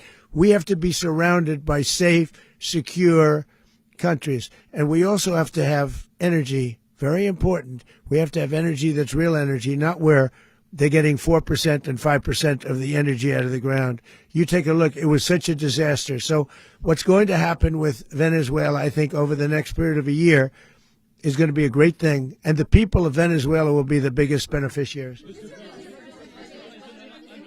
to send in U.S. military. Mr. President, thank you. What did you last speak to Maduro about when you spoke? And is the Well, US I don't want to get at war into with the Venezuela? conversations, but I did have conversations with him, and I said, you got to surrender. And I actually thought he was pretty close to doing so, but now he wished he did, yeah. You said that Maduro is responsible for drug trafficking. You recently pardoned the former president of Honduras. Dude, are you trans? Many drug trafficking. Can you explain how these two situations are Well, different? And would you ever pardon Maduro? I endorsed, as you know, the winning president, the man who won in Honduras. I endorsed the man who won in Chile. I endorsed the man who won in Argentina. And we are doing very well with that whole group. What the man that I pardoned was, if you could equate it to us, he was treated like the Biden administration treated a man named Trump. That didn't work out too well for them. This was a man who was persecuted very unfairly. He was the head of the country. He was persecuted very unfairly. And there are a number of them. And we felt that it was a very unfair situation that happened to him. He's also a party member of the man who won. So obviously the people liked what I did. And one of the reasons that was done is because of the fact that the party in power felt very strongly that that man was treated very badly. I studied it very quickly, and then I studied it in great detail. I went to a lot of the people standing behind me, and they felt that that man was persecuted and treated very badly. That's why I gave him a pardon. You referenced boots on the ground earlier. Can you just sort of button this up? Do you envision the U.S. military having a presence in Venezuela as the U.S. runs that Well, country? no, we're going to have a presence in Venezuela as it pertains to oil, because we have to have, we're sending our expertise in. So you may need something, not very much. But no, we're going to be taking out a tremendous amount of wealth out of the ground. And that wealth is going to the people of Venezuela and people from outside of Venezuela that used to be in Venezuela. And it goes also to the United States of America in the form of reimbursement for the damages caused us by that country. So I want to thank you all very much. Thank you. Do you have one? Yes, please. You were so nice before. I'm going to give you the final question. Final one. Unless it's a bad question, in It's which about case I'll Putin. go one word. It's about who? It's about Putin, if you want. About Putin. Well, that's always nice You had to a talk phone- about Putin. You had a phone call with him Yeah. on Monday. Did he talk at all about Maduro? Did y'all talk about this? No, we didn't. And We then- never spoke about Maduro. Are you mad at him right now? I mean, there's this I'm not intelligence. thrilled with Putin. I'm not thrilled with Putin. Ah. He's killing too many people. I thought that would be so. I settled 8 1/4 war. You know what the 1/4 was? Thailand and Cambodia. I did it again. They broke out, and I did it in about 5 hours, and I settled it. I'm giving myself 1/4, so I'm up to now 8 1/4. In other words, I settled the war, but then they broke out. They had a pretty bad breakout over the last 4 days. I got them to go back to peace. So I only give 1/4. I thought the easiest one would be, one of the easier ones would be Russia, Ukraine. It's not. And they both have done some pretty bad things. And look, that's Biden's war. That's not my war. But I want to stop the lives. Did you see where last month, 30,000, it was 27,000 the month before. 30,000, mostly soldiers, were killed this last month. 30,000. I want to stop that.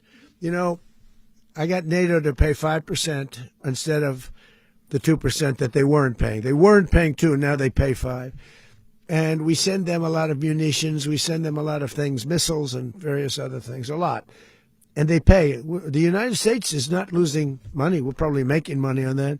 It's the last thing I care about. I just want to stop all those people. We're losing 25, 30,000 human beings. They come from 2 places that are very far away.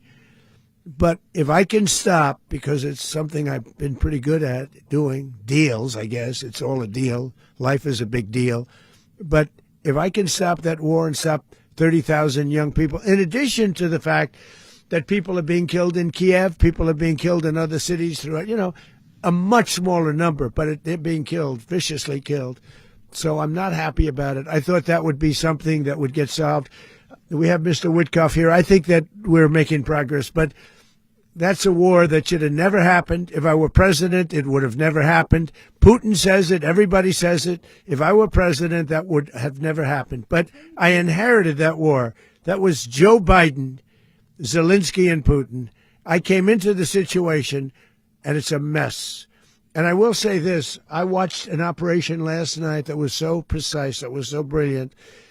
I mean, it was incredible. If we had our people, like this general and our people involved, that war would not have gone on very long, that I can tell you. That war, to use an old term, that war has become a bloodbath, and we want it to get stopped. Thank you very much, everybody. Thank you very much, everybody. One hell of an operation. Good Lord. Sounds like one hell of an operation. Now, because I do want to get wrapped up here, I'm kind of crashing out. A couple things I want to say real quick. First off, this is me personally. I'm actually feeling like pretty optimistic about this entire situation. I think there is one obligatory concern that probably every American has. I do. It sounds like Trump, they have talked about this as well. The concern is boots on the ground. What does that mean? For how long? One big question, like really there's two big variables, I guess, when you think about it. How long is the U.S. going to maintain control of this country? What is it going to look like? Will there be elections? How quick will there be elections? This vice president sounds like an nincompoop. Are they going to bring someone else in? That's the first variable. In the meantime, there is some type of American presence. Are there, well, first off, they said the oil companies, the American oil companies are going to come in and rebuild the oil infrastructure. Okay, that's great. That sort of presupposes the idea those American energy companies, they need protection. There might be some type of Venezuela guerrilla resistance fighters trying to push the American presence out. So you need protection for these people. Will there be American peacekeepers marching through the streets, governing the entire nation, Caracas and otherwise? Or will the American peacekeepers only protect the oil infrastructure and then the rest of the country kind of does its own thing? What does that look like specifically? What happens if rebellious Venezuelan guerrilla fighters start shooting or opening fire or, God forbid, killing American service members? We've got dead Americans. What does that look like? How does that dynamic unfold? You know, the first thing that comes to mind, hear me out, I'm just kind of shooting from the hip here, and I'm also exhausted, so maybe this is a bad idea. What if instead of having American military members protecting or governing or maintaining peace, why don't we just have no American military members and we just have like Blackwater or various other American PMCs? We get Eric Prince. We say, Eric Prince, here is your contract. Bring your top guys. We need like 5,000 Blackwater, PMC contractors. You're going to maintain peace here, or at a minimum, you're going to protect the oil infrastructure. And that way it's sort of optional, right? That way no American veterans or service members are at risk. Anybody that is there protecting infrastructure is there on their own accord. They've chosen to be there. They're making money. They're getting paid to do it. They're getting paid a pretty good salary to do it. It's all the oil money. Maybe that makes sense. I don't know. It seems like that worked to reasonable effect in the Middle East. Maybe a dynamic like that. I don't know. But obviously the big concern here is American service members getting shot at or killed or attacked while patrolling the streets or protecting infrastructure or maintaining peace. I mean, it's really yet to be determined. We don't even know if there will be Venezuelan insurgent groups or guerrilla fighters or resistance fighters. We don't even know. They might all just say, all right, thank God Maduro is gone. We got rid of him. We are totally happy to work with America and the Trump administration. Rebuild the oil. Give us some of the money. Everybody's happy. our living standard goes up, and it's all great, and everything is great. That could be the case. I don't know. We got to see.